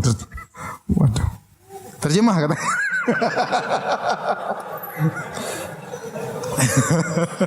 Kata dia, "Syekh, jangan Syekh, kalau kita bisa dibunuh orang." Kata Syekh tersebut, "Saya ingin kau mati syahid di sini." Nanti hati-hati bawa Syekh, jangan sembarangan. Akhirnya, "Ayo Syekh kita pergi."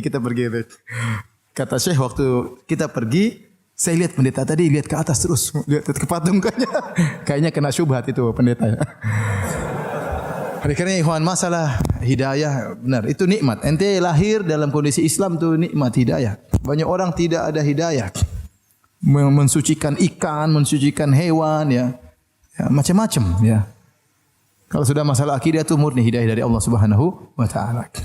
Kemudian lihatlah kata Allah Subhanahu wa taala, "Afala yang wa fi anfusikum afala tubsirun."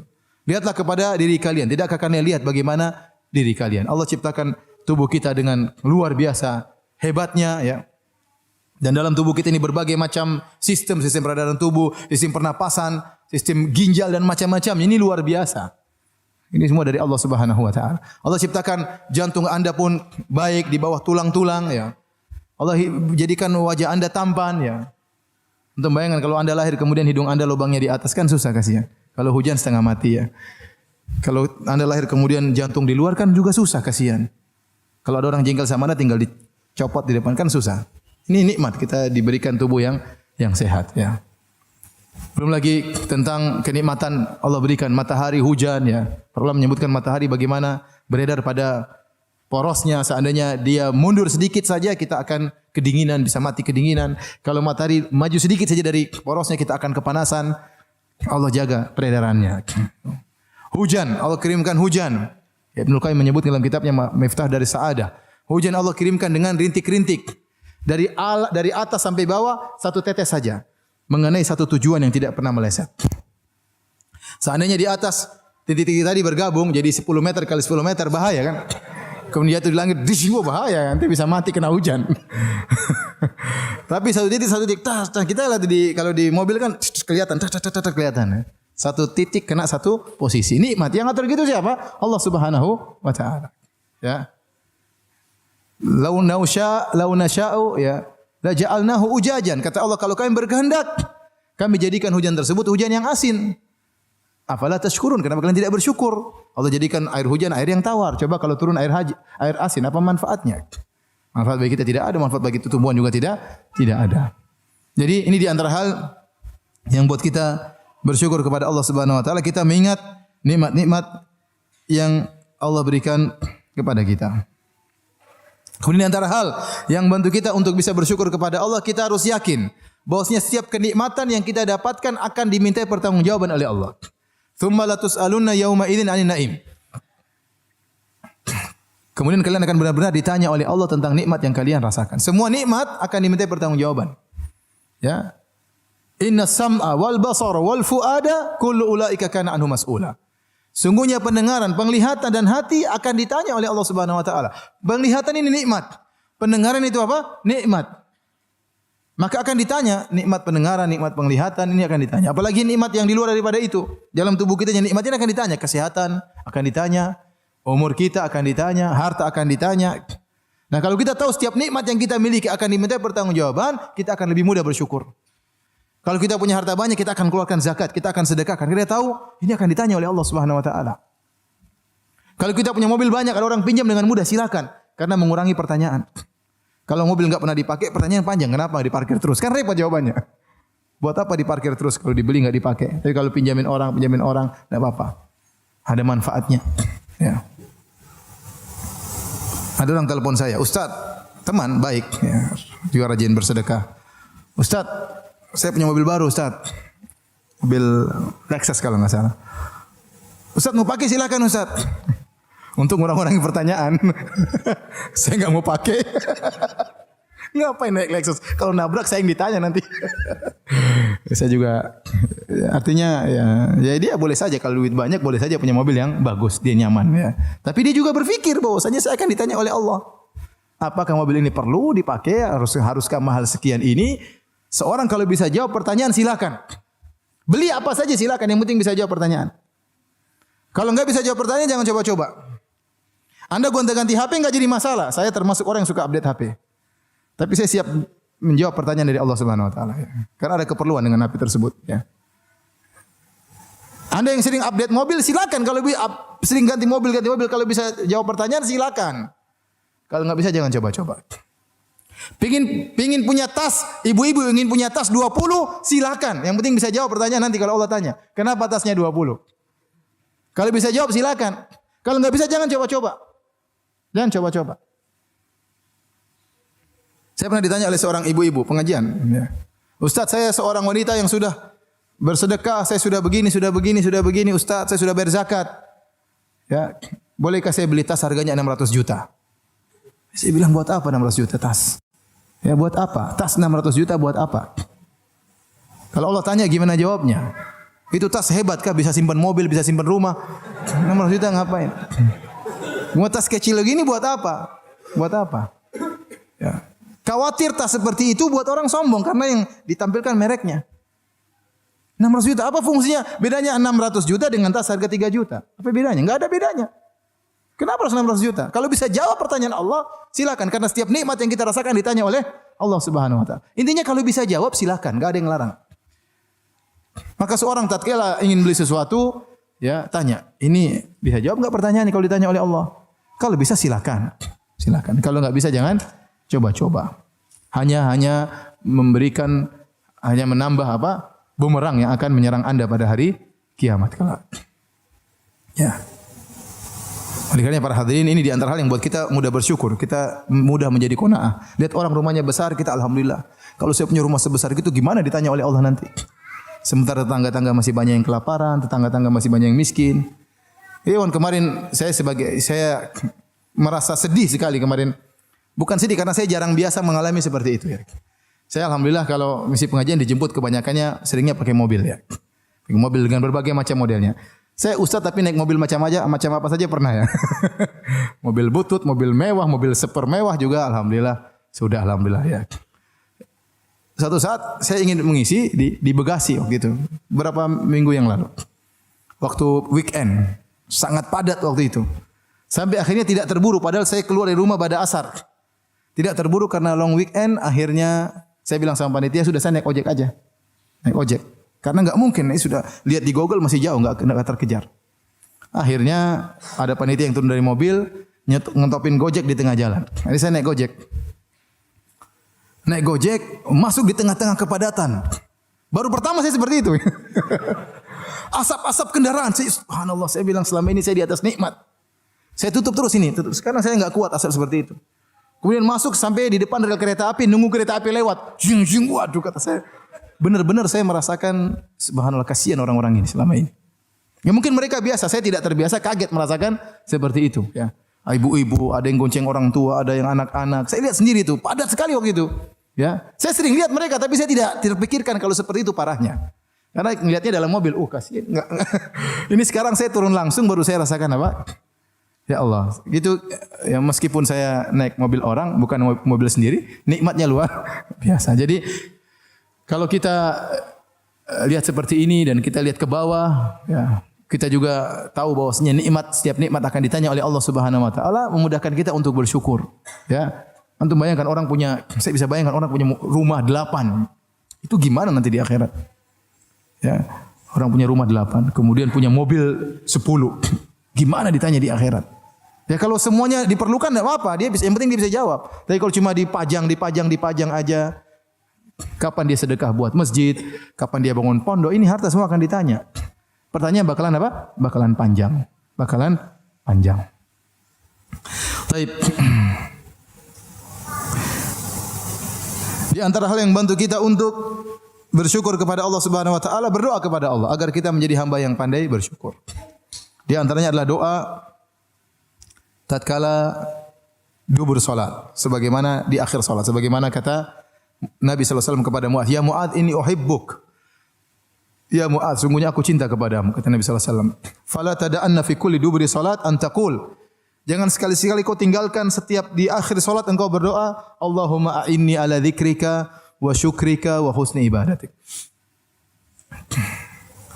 Ya Allah, bantulah aku ala dzikrika untuk bisa mengingat engkau.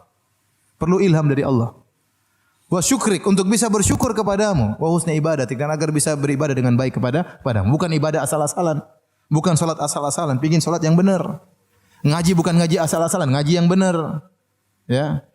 Kita ingin ibadah yang benar. Haji bukan haji asal-asalan. Umrah bukan karena rame-ramean orang umrah ikut-ikutan umrah, enggak. Ingin ibadah yang baik. Ingin pandai bersyukur, minta kepada Allah Subhanahu wa taala. Dan renungi doa tersebut. Allahumma inni ala dzikrika. Ya Allah tolonglah aku. Kalau kau tidak tolong saya tidak bisa ya Allah. Ala dzikrika untuk mengingatmu sehingga lisan kita senantiasa ingat kepada Allah. Kemana-mana kita mudah berzikir. Wa ala syukrika untuk bersyukur kepadamu. Oleh karenanya para anbiya, para nabi dahulu mereka minta kepada Allah, ya, agar bisa bersyukur kepada Allah. Nabi Sulaiman alaihissalam tatkala mendengar semut berbicara, fatabassama dhahikan min qawliha. Maka Nabi Sulaiman pun tertawa melihat senyum berbicara, melihat mendengar semut berbicara. Karena semut tersebut mengenal Nabi Sulaiman. Bagaimana dijelaskan dalam kitab Nabi Sulaiman. Ya. Kata semut tersebut udkhulul masakinah la yutimannakum Sulaiman wa junuduhu wa hum la yashurun. Kata semut tersebut, ya ayuhan namlu, wahai pasukan semut, wahai yang merasa semut. Ya ayuhan namlu, ini seperti saya jelaskan karena semut tersebut menggunakan angaman kata jamak ada ikramnya dan dalam bahasa Arab memberikan kaidah keumuman. Antum kan enggak tahu. Ini saya usul fikih. Dia mengatakan ya ayuhan namlu, wahai seluruh semut, wahai yang merasa semut. Udkhulul masakin, aku masukkan ke rumah kalian tanpa terkecuali. Kenapa? La yatamannakum Sulaiman wa junuduhu. Bahwa la yashkur, jangan sampai kalian keinjak oleh Sulaiman dan pasukannya. Subhanallah. Semut ngomong begitu, Nabi Sulaiman apa? Dengar dan dia tertawa. Kenapa ini kalau luar biasa? Semut jaraknya jauh, paling tidak mungkin 2 meter, 3 meter di bawah Nabi Sulaiman. Dan dia ngomong didengar oleh Nabi Sulaiman. Allah didengar. Kemudian dia ngomong, semut aja jalan di sini kita enggak dengar. Jalan di telinga kita di telinganya bau. Ini semua di ujung dengar Nabi Sulaiman. Kemudian semut ini kenal Sulaiman dan dia beradu. Dia bilang, la yahtimannakum Sulaiman wa junuduhu. Jangan sampai kalian kelindes Sulaiman dan pasukannya. Kenal sama saya.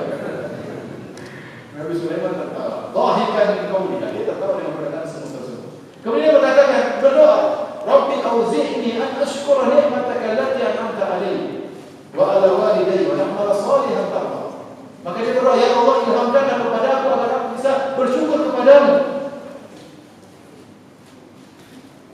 Dan agar aku bisa beramal saleh. Bayangkan Nabi Sulaiman minta agar Allah mengilhamkan rasa syukur kepada beliau. Apalagi kita, kalau para nabi saja berdoa agar bisa bersyukur kepada Allah, maka yang lupa untuk berdoa kepada Allah agar bisa diberi sifat pandai bersyukur kepada Allah Subhanahu wa taala. Baik hadirin dan hadirat Allah Subhanahu wa taala, terakhir kita bahas tentang hal-hal yang bertentangan dengan bersyukur, hal-hal yang menunjukkan kita tidak bersyukur. Di antara hal-hal yang menunjukkan kita tidak bersyukur, yang pertama penyakit ujub. Penyakit ujub adalah ya bangga dengan diri sendiri, lupa dengan al-mun'im al-haqiqi, siapa pemberi nikmat yang sungguhnya. Ya. Sehingga dia merasa keberhasilan karena dirinya. Sebagaimana perkataan Fir'aun, sebagaimana perkataan Qarun, tatkala dia memiliki harta yang banyak, dia mengatakan innama utituhu ala ilmin indi. Sungguhnya saya dapat rezeki yang banyak ini, saya dapat harta yang banyak ini ala ilmin indi, karena saya punya ilmu tentang masalah mencari harta. Jadi ini hati-hati. Ya. Makanya sebagian ulama mengatakan orang ujub itu orang yang berbuat syirik kepada Allah karena dia merasa dia ikut serta bersama Allah dalam keberhasilannya. Padahal keberhasilan dia semurni dari siapa? Dari Allah.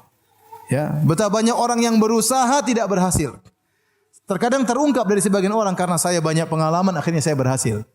Ya, karena saya banyak pengalaman. Karena saya cerdas makanya saya berhasil. Kita bilang tidak demikian. Kecerdasan tidak berbanding lurus dengan kekayaan. Betapa banyak orang yang cerdas, betapa banyak orang sampai kepalanya botak karena saking cerdasnya. Profesor, duit enggak punya. Neliti sana, neliti sini, tanya tentang macam-macam masalah kimia, masalah matematika canggih, ya, tapi duit enggak ada. Maka kecerdasan tidak berbanding dengan apa? Kekayaan. Ada orang tidak kaya, tidak cerdas, biasa-biasa saja, jualan bebek goreng kaya raya. Tidak perlu ilmu yang canggih-canggih, ya. Mungkin SD juga tidak lulus, ya, tapi luar biasa Allah beli kekayaan. Betapa banyak orang menang teori, dan ini saya pernah diceritakan sama seorang teman pengusaha restoran. Dia bilang, Ustaz, ada orang mengolah perusahaan restoran orang lain berhasil. Dia ngolah restoran orang lain berhasil. Kemudian dia ingin buka perusahaan sendiri. Maka dia teliti dengan berbagai macam keahliannya, posisi tempat yang bagus, kebersihannya harus seperti ini, syarat-syarat seperti ini, dia buka rugi. Kenapa? Rezeki dari Allah. Ternyata belum tentu restoran sangat canggih, sangat bersih orang mau datang, belum tentu. Terkadang restoran agak kotor-kotor dikit orang mau datang. Begitu sudah semakin canggih, aduh kayaknya mahal, orang mundur dari jauh. Ya, ada restoran di pinggir jalan, pindah tempat saja kadang enggak laku. Ya, karena memang rezeki dari Allah, maka jangan seorang merasa berhasil karena kecerdasannya, karena keahlian dia, karena banyak pengalaman. Ya akhi, banyak orang pengalamannya banyak, tetap aja miskin. Kenapa pengalamannya jadi pegawai terus, enggak pernah jadi pengalaman punya jadi bos. Ya, miskin terus. Jadi rezeki dari Allah. Jangan kita bilang seperti kata Qarun, innama utitu ala ilmin indi. Saya jadi kaya karena saya punya ilmu, enggak boleh. Antum berhasil jadi apapun, ingat semuanya dari Allah.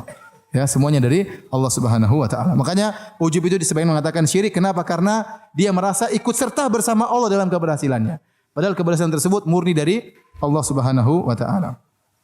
Kemudian juga di antara bentuk tidak bersyukur kepada Allah, menisbahkan kenikmatan kepada sebab, bukan kepada Allah Subhanahu wa taala. Seperti firman Allah, ya'rifuna nikmatallahi tsumma yunkirunaha. Kata Allah, mereka mengetahui nikmat Allah kemudian mereka mengingkarinya. Kalau untuk baca tafsir ayat ini, tafsir sebagian sahabat itu seorang yang mengatakan misalnya, ya, gara-gara nahkodah yang pintar membawa kapal laut akhirnya kita selamat. Ya, justru di saat-saat genting seperti ini kita harus tahu hanya Allah yang menyelamatkan. Terkadang dalam kondisi genting ini justru kita lupa kepada Allah. Seperti orang-orang yang berlabuh di lautan, tahu-tahu ombak besar, ternyata nahkodanya canggih, muter sana, muter sini, akhirnya selamat. Dia bilang, gara-gara nahkoda itu yang pintar, maka kita selamat. Padahal yang menyelamatkan siapa? Allah. Nahkoda tersebut juga Allah yang bikin dia pintar, angin pun dari Allah Subhanahu wa taala, semuanya dari Allah Subhanahu wa taala. Seperti perkataan orang, gara-gara anjing ada di rumah, akhirnya pencuri tidak jadi masuk. Ini juga sama. Ini namanya bentuk tidak bersyukur kepada Allah. Justru di saat-saat genting seperti itu kita dituntut semakin bersyukur kepada Allah Subhanahu wa taala, bukan malah melupakan. Ya, gara-gara polisi akhirnya saya selamat. Tidak ada, semuanya dari Allah Subhanahu wa taala. Kita bilang karena Allah Subhanahu wa taala. Kemudian dengan izin Allah, dengan sebab orang ini maka saya pun selamat. Caranya begitu. Karena Allah Subhanahu wa taala, dengan izin Allah, Allah mengirimkan orang ini, nahkoda ini, maka kita pun selamat. Itu cara yang benar tatkala bersyukur kepada Allah. Oh, gara-gara itu dokternya canggih waktu ngoperasi istri saya selamat. Enggak ya, akhi. Ya kasih selamat Allah Subhanahu wa taala. Kemudian di antara hal yang menunjukkan tidak bersyukur adalah tamak. Tamak ini bertentangan dengan syukur. Kalau orang syukur tidak tamak. Dia mencari harta bukan kalau dia mencari harta karena Allah, enggak apa-apa. Tapi kalau dia mencari harta karena tamak untuk dirinya, untuk menimbun kekayaannya, ya akhi, apa faedahnya akhi anda terlalu kaya? Kalau anda tidak salurkan kepada jalan-jalan sosial, percuma. Itu harta yang anda kumpulkan semakin menjadi bumerang menyerang anda pada hari kiamat kelak. Semakin banyak rumah anda, semakin banyak mobil anda, semakin banyak duit anda, semuanya akan menyerang anda pada hari kiamat, tidak menolong anda. Kapan harta tersebut menolong anda? Tatkala anda jalankan disumbangkan di jalan Allah, jadi amal soleh menemani anda di kuburan. Tapi kalau anda tidak jadikan amal soleh, akan anda tinggalkan dan akan menyerang anda pada hari kiamat kelak. Ya. Maka kalau tamak mengumpulkan harta sebanyak-banyaknya itu hanya buat seorang sengsara pada hari kiamat kelak. Tapi kalau anda sedekahkan, apa kata Nabi sallallahu alaihi wasallam? Sedekah, ya Pak? Seorang mukmin tahta dhilli sadaqatihi yaumal qiyamah. Dia akan dinaungi oleh sedekahnya pada hari kiamat kelak. Tatkala matahari jaraknya satu mil. Semakin banyak sedekahnya, semakin banyak naungannya. Nah, ini berarti benar. Dia sudah infakkan di jalannya, maka sedekah tadi harta tersebut jadi amal soleh akan menemani dia pada hari kiamat kelak. Kalau enggak akan dia tinggalkan di dunia, akan menyerang dia pada hari kiamat. Maka seorang yang sadar akan hal ini, dia seharusnya tidak tamak. Kalau dia mencari harta, maka harus dia sisihkan untuk sebagiannya untuk di jalan akhirat, ya, untuk kepentingan dia di akhirat, ya. Maka seorang benar, saya sering ingatkan, seorang terkadang dia ingin safety bagi anaknya, bagi istrinya, dia belikan rumah buat anaknya, dia harus juga punya jaminan untuk dia di akhirat. Beli rumah istana di akhirat, bangun masjid, ya, bangun pondok, ya, untuk punya istana di akhirat. Dia harus pikirkan dia juga, jangan pikirkan anak istrinya saja. Dia harus pikirkan dia juga harus punya jaminan di akhirat. Kemudian di antara hal yang menunjukkan seorang tidak bersyukur kepada Allah adalah hasad. Kapan anda hasad menunjukkan anda tidak bersyukur. Kapan anda hasad, anda berarti tidak bersyukur. Kenapa? Hasad itu bentuk protes kepada pemberian Allah Subhanahu wa taala. Ahum yaqsimuna rahmata rabbik. Ya. Nahnu qasamna bainahum ma'isyatahum fil hayatid dunya. Kata Allah, apakah mereka yang bagi-bagikan, ya, rahmat Allah? Apakah mereka yang mengatur pembagian rizki Allah? Apakah mereka yang mengatur tentang pembagian ini kepintaran, rizki, nikmat? Yang mengatur hanya Allah Subhanahu wa taala. Kami yang mengatur, kata Allah Subhanahu wa taala. Ya, tatkala ada orang Allah jadikan kaya, ada orang jadi yang miskin, maka jangan kita hasad kepada yang kaya. Kalau kita hasad, kita seakan-akan protes dengan pembagian Allah Subhanahu wa taala. Maka seorang salaf mengatakan, wa ta'ammaltu hadhil ayat. Saya perhatikan terhadap ayat ini, sampailah dia pada firman Allah, nahnu qasamna bainahum ma'isyatahum fil hayatid dunya. Kami yang bagi-bagi, kata Allah. Rizki, kecerdasan, kepintaran, ya, dan macam-macamnya Allah yang bagi-bagi. Maka saya pun ridho dengan pembagian Allah Subhanahu wa taala dan saya tidak pernah lagi hasad kepada seorang pun. Saya kasih sederhana tadi agar kita tidak hasad. Anda mungkin lihat orang rumahnya banyak. Tadi Anda bilang alhamdulillah, kalau saya punya rumah banyak seperti dia belum tentu saya bisa sempat beribadah. Bagaimana di akhirat saya bisa jawab pertanyaan begitu banyak. Kadang betapa banyak harta buat orang lalai, ya. Contoh sederhana, ada ustaz misalnya, kalau yang ngisi pengajian yang hadir tidak banyak. Ada ustaz lain yang kalau mengisi pengajian orangnya ramai sekali, maka yang pengikutnya sedikit jangan hasad kepada yang banyak. Ya, dia dalam hati dia mengatakan, coba kalau saya seperti dia belum tentu saya bisa ikhlas. Ya, mungkin saya ria, ya. Mungkin saya terfitnah dengan dunia, ya, macam-macam. Jadi dia berpikir seperti itu, dia tahu saya begini ini yang terbaik di sisi Allah Subhanahu wa taala. Betapa banyak orang yang terkenal di dunia tapi tidak terkenal di langit. Dan betapa banyak orang-orang tidak tahu di dunia tapi terkenal di mana? Di antara malaikat di langit, ya. Oleh karena seorang tatkala berpikir seperti ini, insyaallah akan tidak ada hasad dari dirinya dan dia berusaha melawan. Hasad itu pasti melewati hati kita. Siapapun pernah hasad. Ya, kata Ibnu Taimiyah rahimahullahu taala, ya la yakhlu jasadun min hasadin. Tidak ada jasad yang selamat daripada hasad. Walakin al-karim yukhfi, tapi orang yang mulia menyembunyikan hasadnya, wal laim yubdi. Adapun orang yang buruk akan menampakkannya. Nah, kalau tertimpa hasad dalam diri antum, segera lawan. Yang dilarang oleh Allah kalau bercokol hasad tersebut. Adapun numpang lewat itu tidak ada yang selamat. Numpang lewat biarin aja. dibuang, dilawan. Tapi kalau bercokol terus, ditanam hasad kemudian bikin jengkel dan macam-macam, ini yang haram. Maka saya ingatkan, kalau Anda hasad berarti Anda tidak bersyukur kepada Allah Subhanahu wa taala. Demikianlah para hadirin dan hadirat yang dirahmati Allah Subhanahu wa taala, kajian kita pada kesempatan kali ini ya. Saya ingatkan kembali, bersyukur mendatangkan kebahagiaan. Kapan Anda menjadi orang yang bersyukur, Anda akan bahagia. Kapan Anda tidak bersyukur, maka Anda terus dalam penderitaan dan jauh dari kebahagiaan. Wallahu ta'ala alam bisawab. Kalau ada yang bertanya, saya persilahkan. Kalau bisa ditulis.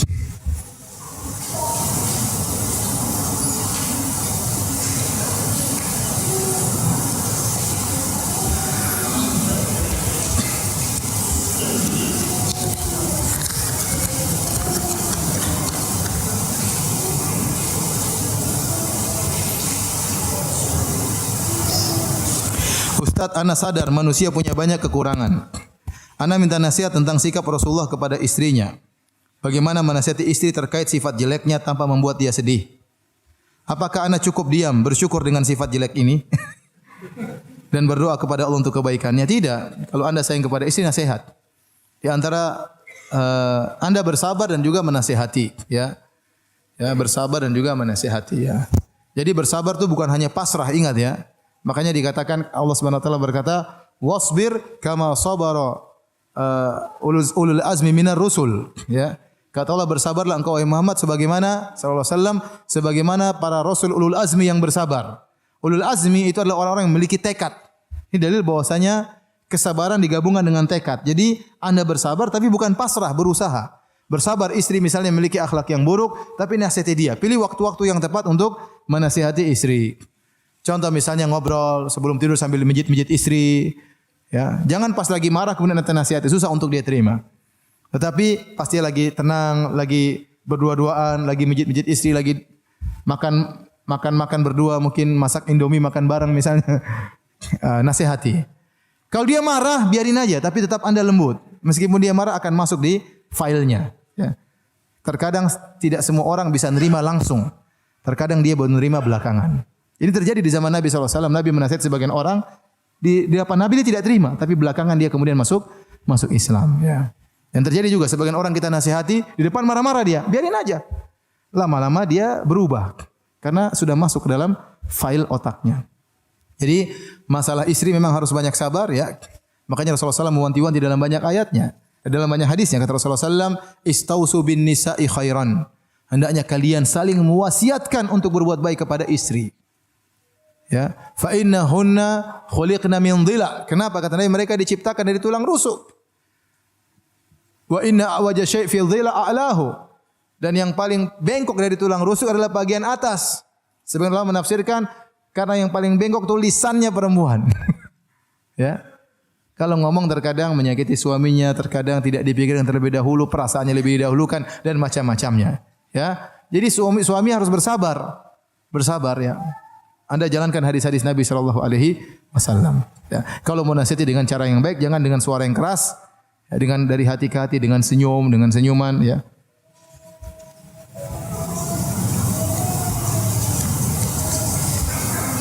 Apakah orang yang menisbatkan nikmat bukan dari Allah berbuat syirik? Iya, syirik kecil. Kalau bukan karena dokter saya mungkin sudah meninggal, kalau bukan karena polisi mungkin saya sudah dirampok, ini syirik kecil, syirkul alfaz. Tentu dia tidak meyakini tersebut. Dia yakini yang menolong adalah siapa? Allah. Tetapi Rasulullah SAW ingin kita bersyukur bukan cuma di hati. Di lisan pun kita disuruh bersyukur. Maka seorang yang menisbahkan keberhasilannya atau keselamatan dia kepada selain Allah, maka itu syirik kecil. Syirik kecil. Secara hukum asalnya adalah syirik kecil.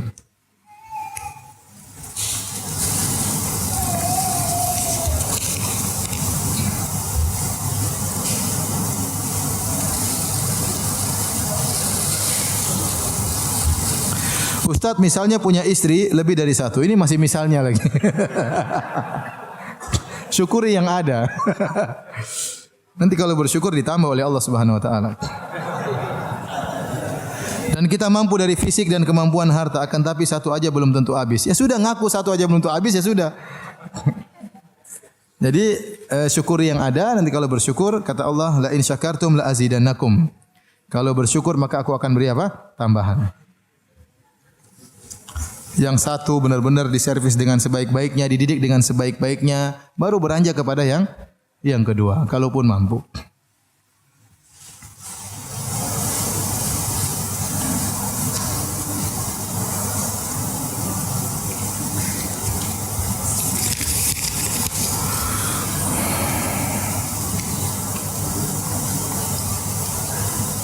Pak Ustadz, tadi kan Pak Ustadz bilang kalau kita bersyukur itu harus banyak berzikir. Bolehkah berzikir saat sedang kajian tapi zikirnya hanya sebatas kita sendiri yang mendengar? Dan bolehkah berzikir saat sedang apa saja? Ya, selain di toilet. Terima kasih, mohon penjelasan. Iya. Kita waktu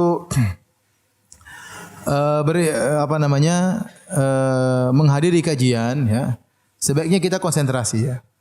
Kalau ternyata zikir kita mengganggu konsentrasi kita, maka ini mengganggu tujuan dari apa? Kajian. Ya. Oleh karenanya tatkala orang menghadiri khutbah Jumat, jangan berzikir sendiri. Karena dia sedang mendengar zikir. Fas'au ila dzikrillah. Khutbah Jumat itu zikir. Ya, khutbah Jumat apa? Zikir. Maka dia karena itu mengingatkan kepada Allah Subhanahu wa taala. Ya. Tapi kalau dia bisa hatinya bisa dua sambil berzikir bisa ikut pengajian ya enggak apa-apa, enggak ada yang larang ya. Tapi sebaiknya konsentrasi ya, karena para ulama dahulu waktu menghadiri kajian mereka mendengar dengan baik karena ilmu itu butuh untuk diresap, untuk dipahami ya, untuk dicari apa yang tidak dipahami, untuk ditanyakan ya. Adapun di mana-mana silakan berzikir. Di antara ibadah yang pahalanya banyak yang dilelehkan oleh banyak orang adalah zikir. Zikir itu ibadah yang paling mudah. Anda jadi mobil berzikir, subhanallah, astagfirullah, alhamdulillah ya. Anda di pesawat bisa berzikir. Di mana saja bisa berzikir. Namun banyak orang yang tidak berzikir.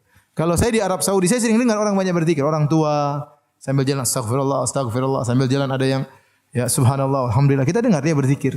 Ya, banyak. Di sini ibadah seperti itu kurang hidup, ya, kurang hidup ya. Kenapa? Terkadang kita malu mau berzikir ya. Ya, kita saja kalau saya nemani syekh misalnya dalam mobil, berzikir syekhnya. Subhanallah, alhamdulillah, kita dengar berzikir. Kita kalau dalam mobil mau berzikir enggak enak, ngobrol aja teman, ngobrol, zikir pagi lewat, zikir petang lewat, ya, ngobrol terus. Ya.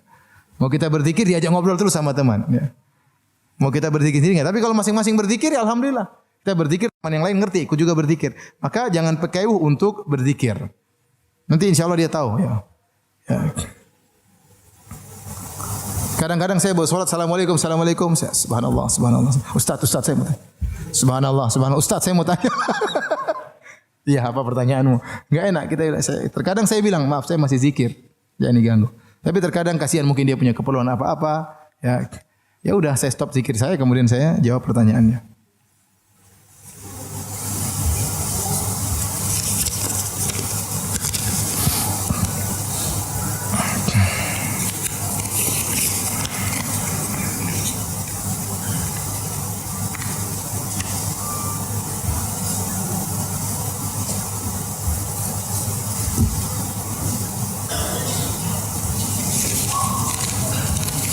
Ustaz, pada saat tidur ruh itu di mana? Para ulama menjelaskan bahwasanya ruh masih dalam jasad, tetapi ruh itu entah kemana-mana. Tapi dia masih punya hubungan dengan apa? Jasad. Karena kalau ruh tersebut lepas dari jasad, kata para ulama itu meninggal dunia. Ya. Tapi hakikat ruh waktu sedang berjalan tatkala sedang tidur kemana-mana kita tidak tahu. Ya. Tapi para ulama menjelaskan ruh itu di jasad, tapi dia bisa menerawang kemana-mana, tetapi tetap masih ada di jasad. Bagaimananya wallahu alam bisawab.